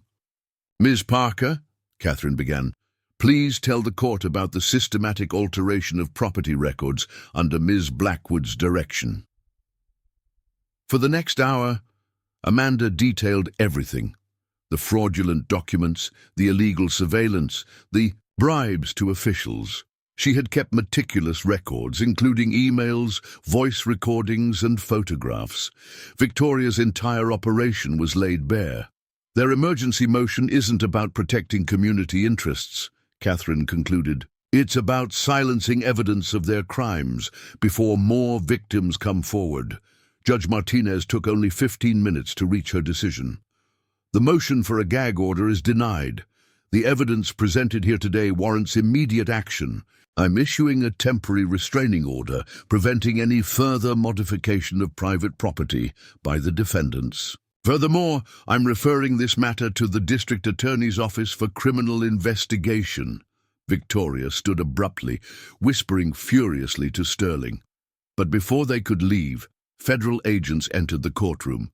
The district attorney had already acted on the evidence. Victoria Blackwood, Bradley Sterling, the lead agent announced, you're under arrest for conspiracy to commit fraud, tampering with public records, and corruption of public officials. As Victoria was led away in handcuffs, she locked eyes with Michael. Her gaze held not defeat, but a cold promise of retaliation. This wasn't over yet. Outside the courthouse, Catherine gathered their group. This is a significant victory, but stay alert. Victoria still has allies, and there will be appeals. The criminal charges help our civil case, but we need to keep pushing. Michael watched. The news crews filming Victoria's arrest. The image of her being led away in handcuffs would make headlines, but he knew better than to celebrate too early. She had built her career on turning defeats into victories, and until the lake properties were fully secured, nothing was certain. Despite Victoria's arrest, the Pine Valley Community Center was packed to capacity for the emergency town council meeting. The arrest of the HOA president and her lawyer had created a power vacuum, and everyone knew this meeting would determine the future of their lake community. Michael arrived early with Susan and the Hendersons, finding the large meeting hall already buzzing with tension. Catherine Rodriguez sat near the front, reviewing documents with Diana Chen. Television cameras lined the back wall. Victoria's arrest had made this a national story, and every major network wanted coverage of the aftermath. The remaining HOA board members occupied one side of the room, looking nervous and defensive. These were Victoria's appointees, people who had rubber-stamped her decisions without question. Now they faced a community demanding answers. Mayor Thompson called the meeting to order, his usual jovial manner replaced by grave seriousness. "We're here tonight to address the crisis facing our community following the arrests of Victoria Blackwood and Bradley Sterling. But first, we'll hear from affected property owners." Michael was the first to speak. Standing at the podium, he looked out at his neighbors' faces, some supportive, others hostile, many simply confused. "What happened at Pine Valley Lake isn't just about docks or property rights," he began. "It's about how a small group of people tried to steal our community's heritage through fraud and intimidation." He held up the original survey maps Martha had found. "These documents show our true property lines, boundaries that were illegally altered to serve Victoria Blackwood's scheme. But they show something else too, a community built on respect for individual rights and shared values." The HOA board members shifted uncomfortably as Michael detailed their complicity in Victoria's plans. Then he revealed something new, evidence that development permits for the luxury resort had been pre-approved months ago, without any public notice or environmental impact studies. "They weren't just planning to take our docks," he announced, projecting the resort plans onto the large screen. "They were going to wall off the entire lake, turning our community into a playground for the wealthy, while forcing out families who've lived here for generations." The room erupted in angry shouts. HOA board member Richard Collins stood up, red-faced. "This is ridiculous. Everything we did was legal and necessary for community improvement. Victoria Blackwood had a vision for progress." "Progress," Susan interrupted, taking the podium. "Is that what you call forgery and fraud?" She played a clip from the security footage showing Collins himself discussing how to pressure elderly residents into selling their properties. Collins sputtered, but before he could respond, James stepped forward. "Tell them about the blackmail. Richard, tell them how you and Victoria threatened to expose people's personal information if they didn't cooperate." The meeting descended into chaos as more residents came forward with their stories. Former HOA supporters, realizing they'd been deceived about the true nature of the development plans, turned on the board members. The carefully constructed narrative of community improvement crumbled as the full scope of the corruption became clear. Then Amanda Parker, Victoria's former assistant, took the podium. The room fell silent. Everyone wanted to hear from the whistleblower who had brought down Victoria Blackwood. "I worked for Victoria for 3 years," she began, her voice steady. "I watched her build this scheme piece by piece. The security, cameras on your docks, they weren't for safety. They were for surveillance, monitoring your movements, gathering information that could be used against you." She projected emails showing how Victoria had manipulated property assessments, created fake safety violations, and coordinated with corrupt officials to change zoning laws. Everything was designed to make you feel helpless and alone. She knew that isolated individuals would be easier to break than a united community. The remaining board members tried to defend themselves, But their protests were drowned out by calls for their resignation. Mayor Thompson had to bang his gavel repeatedly to restore order. Catherine Rodriguez stood next, laying out their legal strategy moving forward. The criminal charges against Victoria and Sterling are just the beginning. We're filing civil suits to void all fraudulent property transfers and remove their illegally installed equipment, but more importantly, we're working to restructure the HOA to prevent this from ever happening again. The meeting reached its climax when Mr. Henderson, usually so quiet, took the podium. His hand shook as he held up a photograph of his dock from 1960, showing his children learning to swim.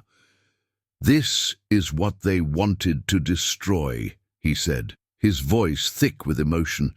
"Not just property, but memories, history, community. We stopped them because we finally stood together. Now we need to make sure it never happens again." His words cut through the chaos, reminding everyone what was really at stake. The vote that followed was decisive. The entire HOA board was removed and a temporary committee was established to oversee reforms. As the meeting ended, Michael felt a mixture of triumph and caution.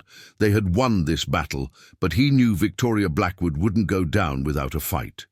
Even from jail, she had resources and allies.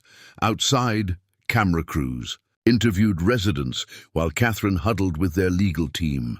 The sunset painted Pine Valley Lake in shades of gold, the disputed docks standing as silent witnesses to the community's resolution to protect their heritage.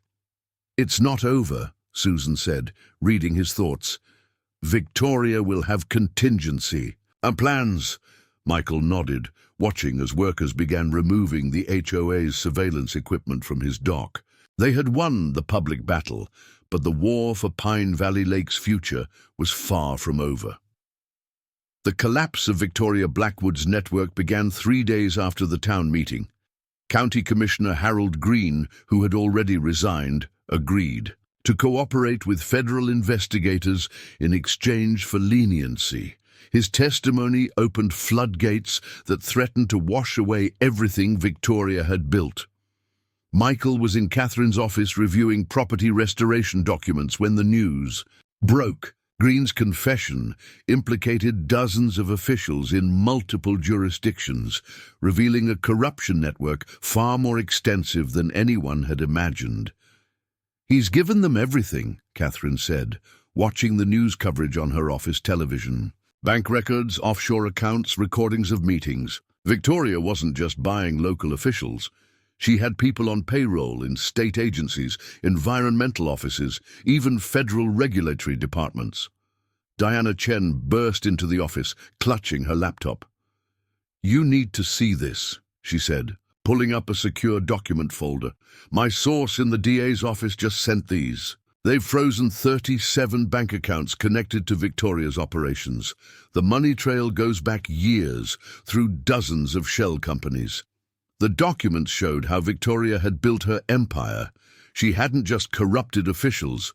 She'd created an entire shadow system of property manipulation.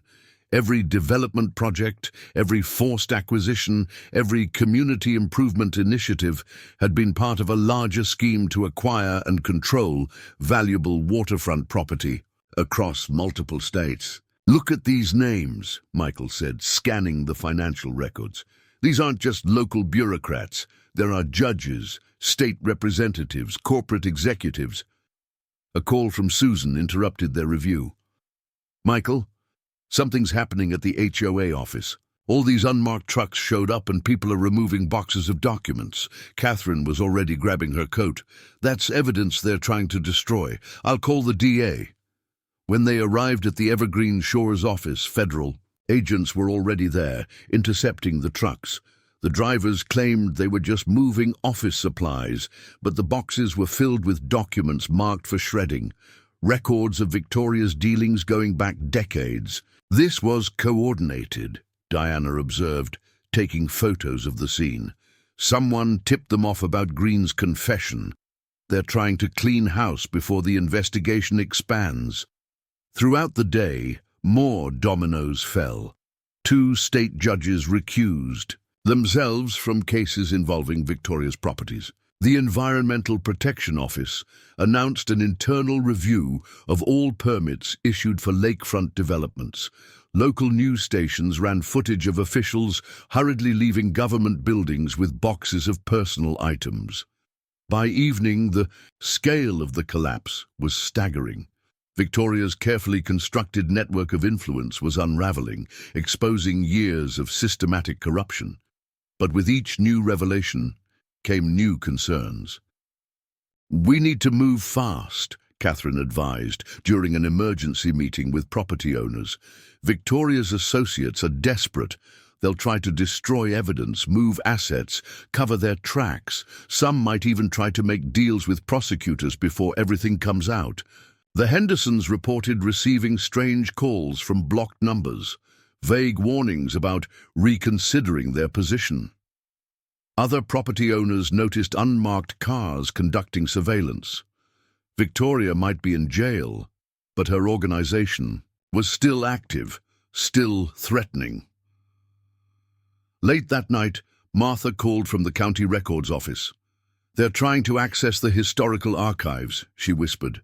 "I've locked everything down, but they're claiming emergency authority to remove records for digital preservation." Michael and Catherine rushed to the records office, arriving to find 2 men in suits arguing with security. They claimed to represent a digital archiving company, but their credentials were suspicious. When police arrived, the men quickly departed. "They're getting sloppy," Catherine observed. "Victoria would never have attempted something so obvious. Her people are panicking, making mistakes." But the attempted theft of records revealed something crucial. There was more evidence still hidden in those archives, something Victoria's associates desperately wanted to conceal. Working late into the night, Michael, Martha, and Catherine began a systematic review of historical records. In a dusty box of survey maps from the 1920s, they found it, the original water rights agreements for Pine Valley Lake. "This is why they wanted the archives," Catherine said, examining the yellowed documents. "These agreements show the lake itself is held in public trust. Victoria's entire development plan was illegal from the start. She never could have built her resort complex, no matter how many properties she acquired." The discovery was a death blow to Victoria's scheme. Without control of the lake itself, her plans for a private resort complex were impossible. The hundreds of millions invested in the project, the bribes, the property seizures, all of it had been built on a fundamental legal impossibility. As midnight approached, Michael stood at his kitchen window, watching lights burn in homes around the lake. News of Green's confession and the subsequent collapse of Victoria's network had spread through the community. People were staying up late, calling neighbors, sharing information about the latest revelations. His phone buzzed with a text from Catherine, more officials coming forward. "Tomorrow will be interesting." The system that had protected Victoria was crumbling, but Michael couldn't shake a feeling of unease. Victoria Blackwood hadn't built her empire by giving up easily. Even as her network collapsed around her, she had to have contingency plans in motion. The question was, what desperate measures would her remaining allies take to protect themselves as their world fell apart? The final hearing was scheduled for a rainy Tuesday morning, exactly 3 months after Victoria Blackwood's arrest. The federal courthouse was packed. Property owners from Pine Valley Lake, Riverside Heights, and 3 other communities affected by Victoria's schemes filled the gallery. News cameras lined the courthouse steps, and reporters crowded the hallways. Michael sat with Catherine Rodriguez at the plaintiff's table, watching as Victoria was led in wearing an orange jumpsuit, her silver hair now showing dark roots, her usual polished appearance notably diminished. Bradley Sterling, also in custody, was brought in separately. Their team of corporate lawyers had been reduced to a single public defender. Judge Sarah Anderson, known for her expertise in property law and corruption cases, presided. The prosecution's case had grown far beyond the original property disputes. now encompassing RICO charges, conspiracy, fraud, and public corruption. Your Honor, the federal prosecutor began, the government will demonstrate that the defendants operated a criminal enterprise designed to systematically defraud property owners through document falsification, coercion, and corruption of public officials. The evidence presentation was devastating. Former associates testified about Victoria's methods, describing in detail how she had built her network of corrupt officials and manipulated property records. Financial experts traced millions in bribes and illegal payments through her web of shell companies. But the most powerful testimony came from her victims. James described how Victoria had threatened his daughter. The Hendersons recounted years of harassment and intimidation. Property owners from other communities shared similar stories, creating a clear pattern of systematic abuse. Amanda Parker's testimony was particularly damning. As Victoria's former assistant, she provided insider details of how the scheme operated. Everything was calculated, she explained. They identified vulnerable property owners, gathered personal information to use as leverage, and systematically wore people down until they gave up their rights. Victoria maintained her composure until Catherine presented the original water rights documents from the county archives. These prove that the defendant's entire development plan was legally impossible, Catherine explained. They knew the lake was held in public trust, yet they continued to fraudulently acquire properties and take millions from investors. For the first time, Victoria's mask cracked. She whispered urgently to her lawyer, who requested a brief recess. When they returned, Victoria's demeanor had changed completely. "Your Honor," her lawyer announced, "my client wishes to address the court." Victoria stood, her prison outfit a stark contrast to her former elegant appearance. "I built something magnificent," she declared, her voice tight with suppressed anger. "I took declining communities and transformed them into valuable assets. These people," she gestured contemptuously at the gallery, "lack the vision to understand progress. Their sentimentality about family docks and private boat slips was holding back development worth hundreds of millions." Judge Anderson's expression hardened. "Ms. Blackwood, are you admitting to defrauding property owners and corrupting public officials in pursuit of this vision?" "I did what was necessary," Victoria snapped. "Every great development faces opposition from people too short-sighted to see the bigger picture. Yes, I pushed boundaries. Yes, I pressured people. But everything I did was in service of progress." Her admission shifted the atmosphere in the courtroom. This wasn't just about property rights anymore. It was a confession to years of calculated criminal activity. Judge Anderson's ruling was comprehensive. Victoria and Sterling were found guilty on all counts. The judge ordered the immediate dissolution of all fraudulent property transfers, removal of unauthorized equipment from private properties, and substantial restitution to affected property owners. Furthermore, Judge Anderson declared, "I am issuing a permanent injunction preventing Ms. Blackwood, Mr. Sterling, or any of their associates from engaging in property development or homeowners association activities in any jurisdiction. The damage you have done to these communities and to public trust cannot be understated." Victoria was sentenced to 15 years in federal prison. Sterling received 12 years. Their remaining assets were seized for restitution, and all their development permits were permanently revoked. As Victoria was led away, she paused near Michael's table. "You think this is over?" she hissed. "Everything I built still exists. The system I created, the people I put in place. They'll continue without me. You've won nothing." But her words rang hollow. Outside the courthouse, property owners celebrated. With tears and hugs, Catherine gathered their group on the steps where Diana Chen was already recording interviews for her final article on the case. "This victory belongs to everyone who stood up against corruption." Michael told the assembled. Cameras. It proves that when communities unite, we can protect what matters most. Not just our properties, but our rights and our heritage. The rain had stopped, and sunlight broke through the clouds as they headed back to Pine Valley Lake. Michael's dock, now freed from Victoria's surveillance equipment, stood as a symbol of resistance and triumph. But he knew the real work was just beginning, rebuilding trust, strengthening community bonds, and ensuring nothing like this could happen again.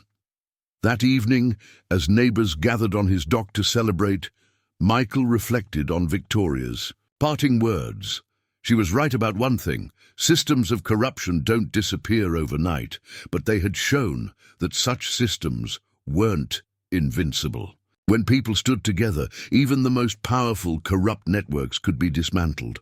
The sun set over Pine Valley Lake, its waters once again free from the shadow of corporate greed, its shores protected for future generations.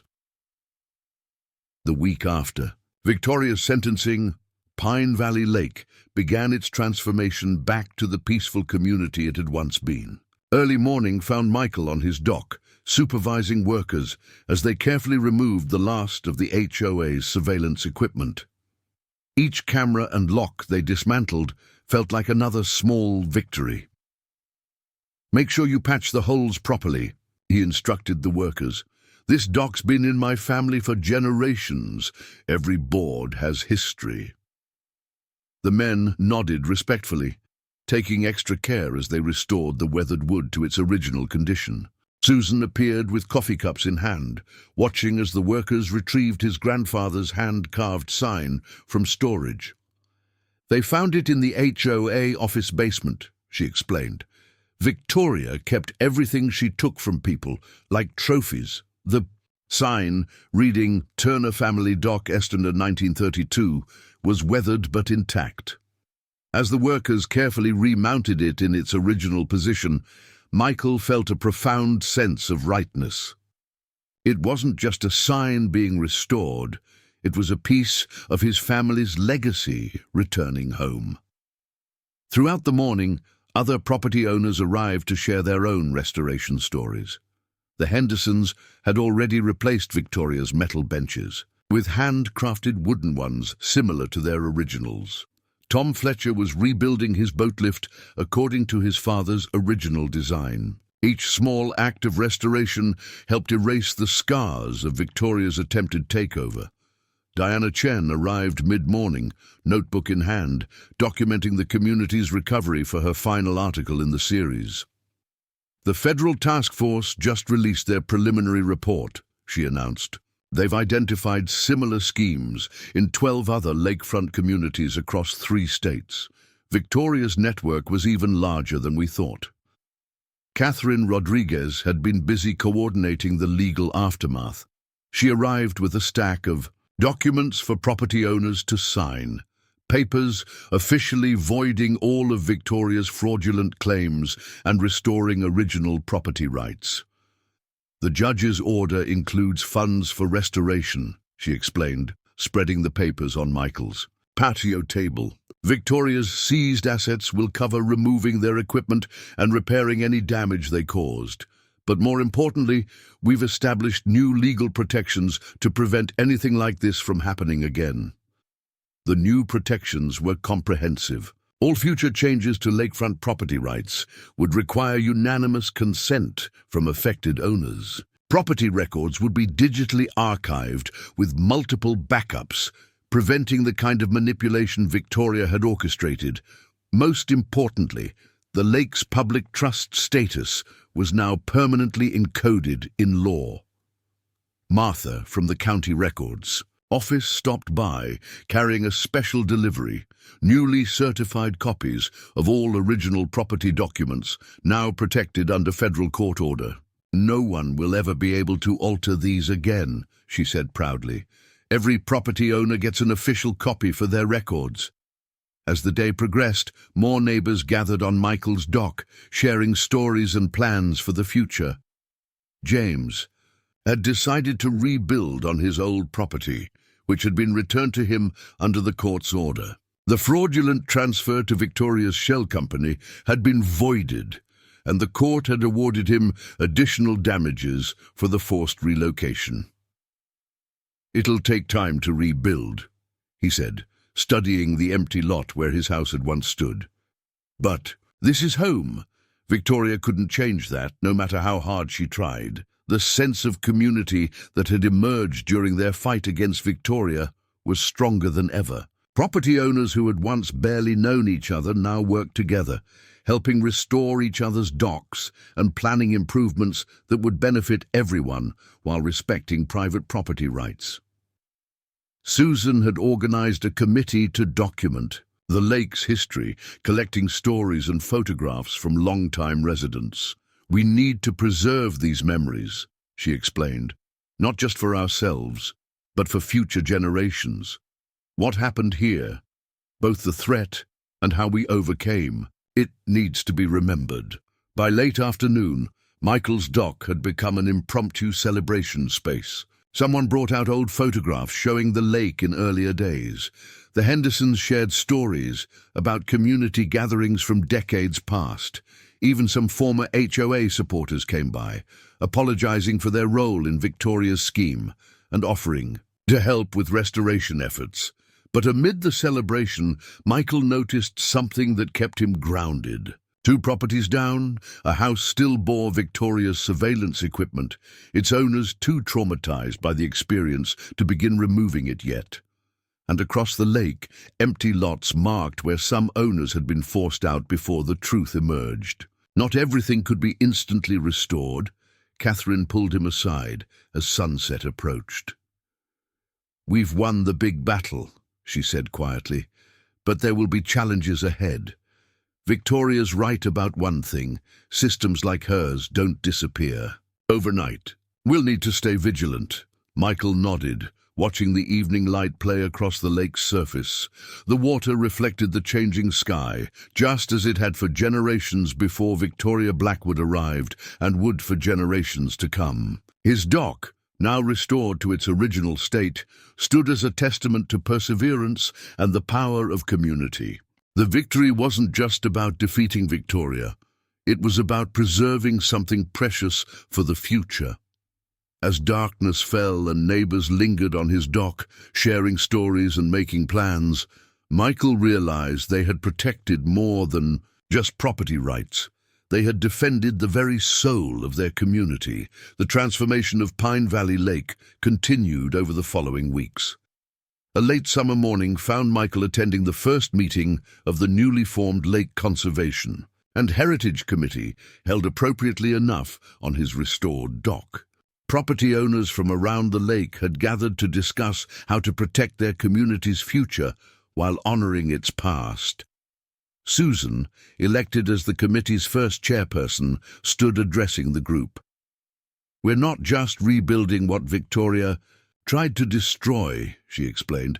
"We're creating something better, something that balances progress with preservation." The committee's first initiative was already underway, a comprehensive historical survey of the lake's original structures.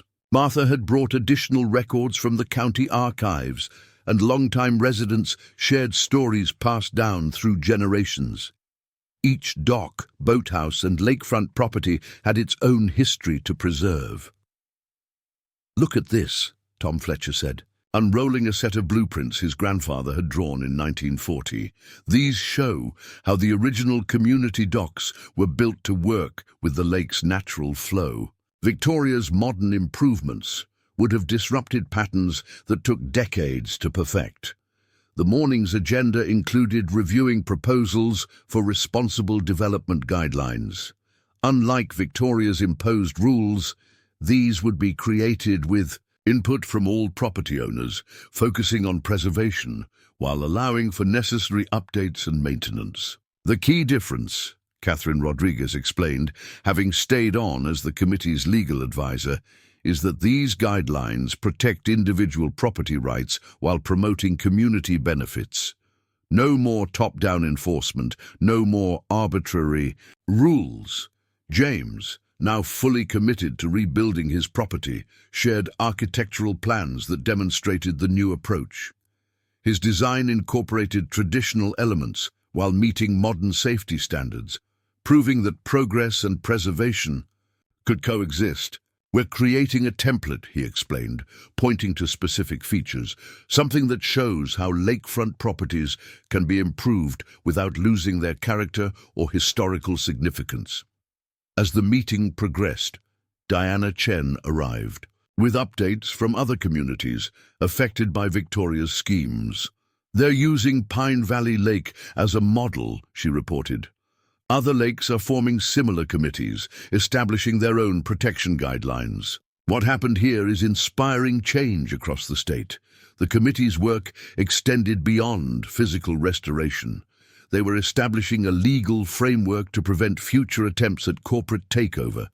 Property records were being digitized and secured, with multiple backups stored in different locations. The lake's public trust status was being reinforced through additional legal protections, but our best protection," Michael observed, "is an engaged community. Victoria succeeded initially because people were isolated, afraid to speak up. That won't happen again." The afternoon brought more signs of positive change. A group of local craftsmen had volunteered to help restore damaged docks using traditional methods. Young people from the community were learning these skills, ensuring the knowledge would be preserved for future generations. Mrs. Henderson, watching two teenagers learning to hand-carve dock posts, wiped away tears. "This is what Victoria never understood," she said. "You can't buy this kind of community spirit. You can't force it with rules and regulations. It has to grow naturally." The committee meeting concluded with plans for a community celebration, not just of their victory over Victoria, but of Pine Valley Lake's revival. The event would feature historical displays, demonstrations of traditional lake crafts, and opportunities for neighbors to share their stories. "We need to document everything," Susan insisted. "The good and the bad. Future generations need to know both how vulnerable communities can be and how they can fight back." As committee members dispersed, Michael noticed a young family walking along the shoreline, the children pointing excitedly at boats on the water. New people were moving into homes Victoria's associates had been forced to surrender, bringing fresh energy to the community while respecting its heritage.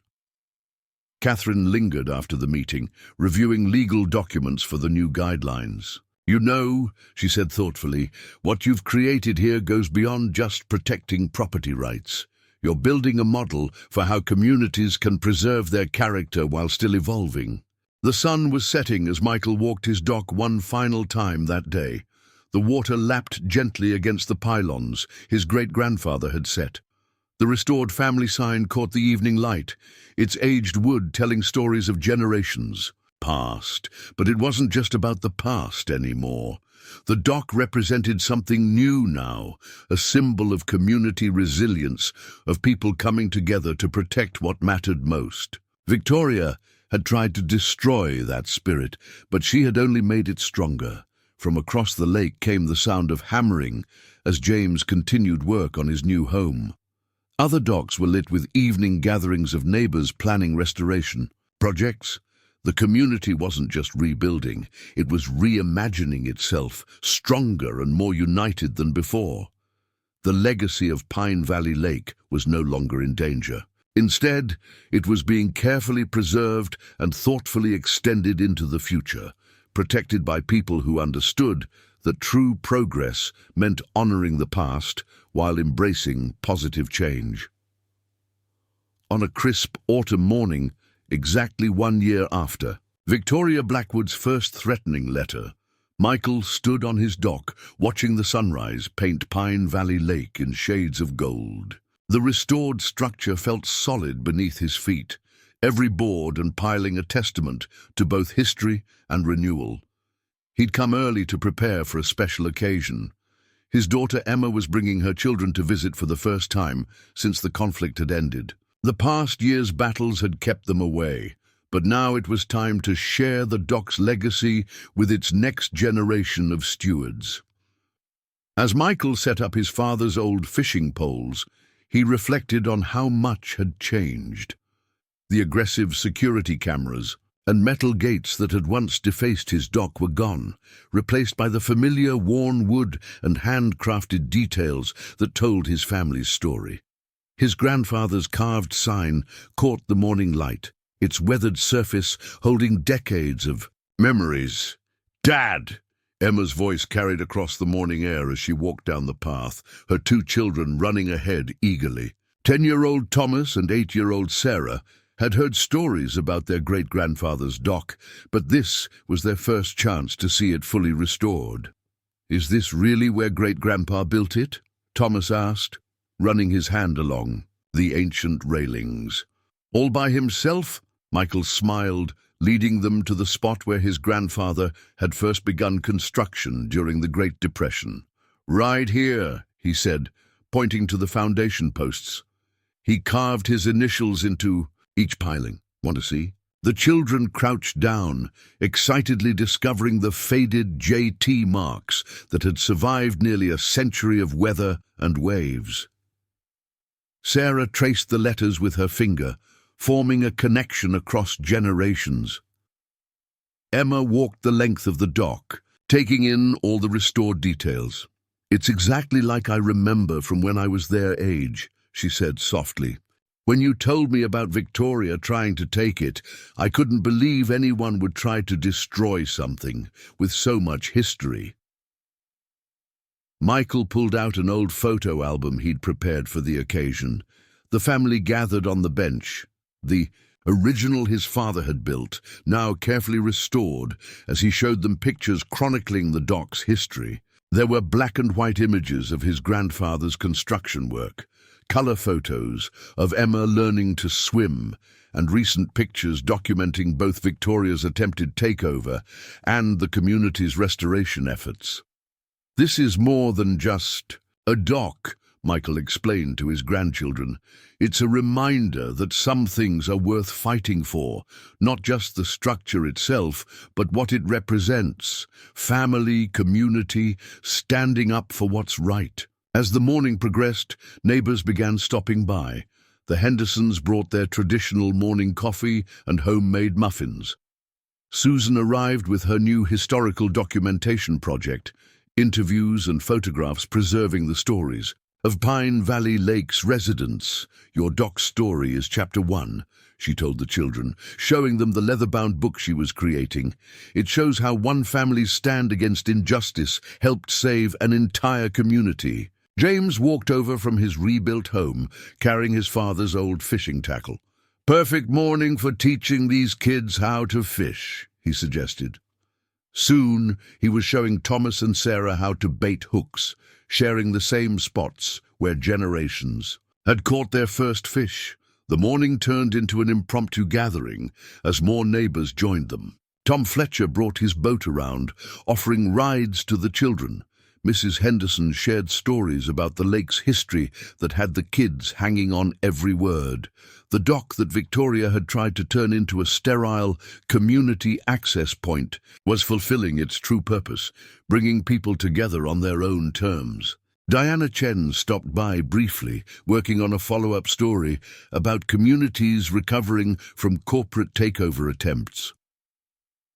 "Pine Valley Lake has become a blueprint for other neighborhoods," she explained. "People are learning that preservation and progress aren't opposites. They're partners." As Michael watched his grandchildren experiencing the dock's magic for the first time, he felt a profound sense of completion. The structure his grandfather had built had faced its greatest challenge and emerged stronger, its legacy secured for another generation. Emma pulled him aside as the children played. "You know, Dad, when you first told me about Victoria's threats, I was worried you might lose everything. But looking at all this, the restored dock, the strengthened community, it feels like you gained something instead." Michael nodded, watching Thomas learn to cast a line under James's patient instruction. We did gain something.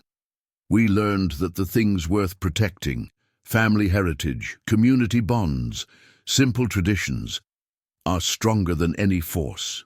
Trying to destroy them, the morning sun climbed higher, sparkling on the lake's surface. From his dock, Michael could see other families gathering on their own restored properties. The sounds of laughter, conversation, and boats puttering across the water created the symphony of lake life that Victoria had tried to silence. Sarah ran up, excited about her first caught fish, a small sunfish that James helped her release back into the lake. "Can we come back tomorrow, Grandpa?" she asked. "I want to learn all about the dock." "We'll come back as often as you want," Michael promised. "This dock will be here for you, just like it was for me, and for your mom, and for everyone before us. That's what we fought to protect, not just wood and nails, but the chance for you to create your own memories here." 5 years after Victoria, Blackwood's attempt to seize Pine Valley Lake, Michael hosted the community's annual Heritage Day celebration on his dock. What had started as a small gathering to commemorate their victory had grown into a cherished tradition, drawing people from across the state who wanted to learn how one lakefront community had defended its soul. The morning air buzzed with activity as Michael helped set up historical displays along the shoreline. Before Victoria, few had thought to document the lake's history. Now, Susan's preservation committee had assembled a remarkable archive: photographs, documents, and oral histories, telling the story of every dock, every family, every tradition that made Pine Valley Lake special. "Grandpa," Sarah, now 13, called out as she helped arrange the exhibits. "Can you tell the new families about the time you found the old property records?" The story had become part of local legend, teaching new residents about the importance of protecting their community's heritage. The lake had changed in subtle but significant ways since Victoria's defeat. The docks remained private, but the community had found natural ways to share their paradise.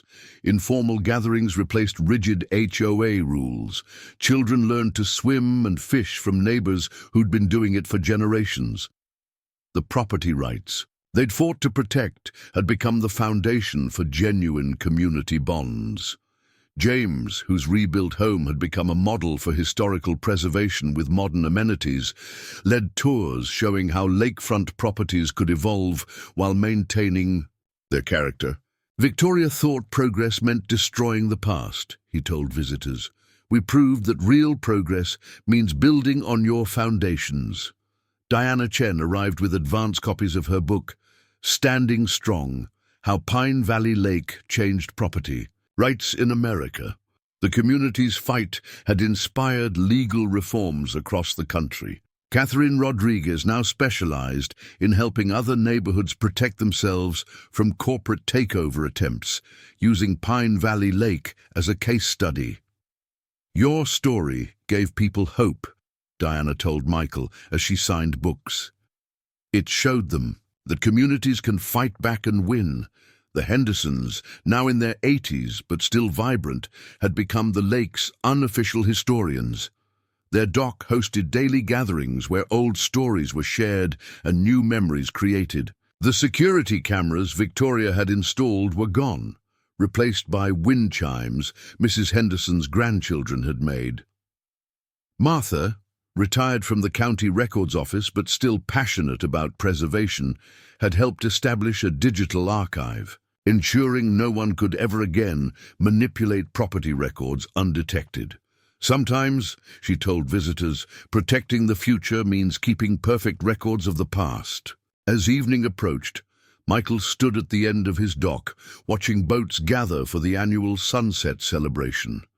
Each vessel carried families who had either survived Victoria's attempt at conquest or come afterward, drawn by the community's spirit of independence and cooperation. Emma, visiting for the celebration, joined him. "You know, Dad, I was thinking about what you always say, about how some things are worth fighting for. Looking at all this," she gestured to the thriving community around them, I finally understand exactly what you mean. The lake reflected the setting sun, its surface broken by children swimming and fishing from docks that remained testaments to family heritage. Victoria's dream of a corporate resort had died in federal court, but something far more valuable had emerged, a community that understood its worth and knew how to protect it. Thomas, now 15 and already talking about learning traditional dock-building techniques, helped younger children bait their hooks using skills James had taught him. The legacy wasn't just in the physical structures anymore. It lived in the knowledge and values passing to new generations. As darkness fell, lanterns flickered to life along the shoreline. A tradition started during their fight against Victoria that had become an annual symbol of vigilance and unity. Each light represented a family's commitment to protecting their shared heritage while welcoming positive change. Michael's dock, where the struggle had begun, now stood as both monument and gathering place. His grandfather's craftsmanship had weathered another storm, proving that some foundations run too deep to shake. The carved family sign caught the last rays of sun, its weathered surface holding not just history now, but hope. Looking out over the water, Michael reflected on how their victory had transformed more than just Pine Valley Lake. They had shown that progress didn't require sacrificing heritage, that community strength came from protecting individual rights, and that the most powerful legacy was teaching future generations to recognize what was worth preserving. The lake had survived its greatest challenge, emerging stronger and wiser. As the last light faded and stars appeared above Pine Valley Lake, Michael knew that his grandfather's simple wooden dock had become something profound, a symbol of how ordinary people, standing together, could protect the places and principles that made life worth living. Up next, you've got two more standout stories right on your screen. If this one hit the mark, you won't want to pass these up. Just click and check them out.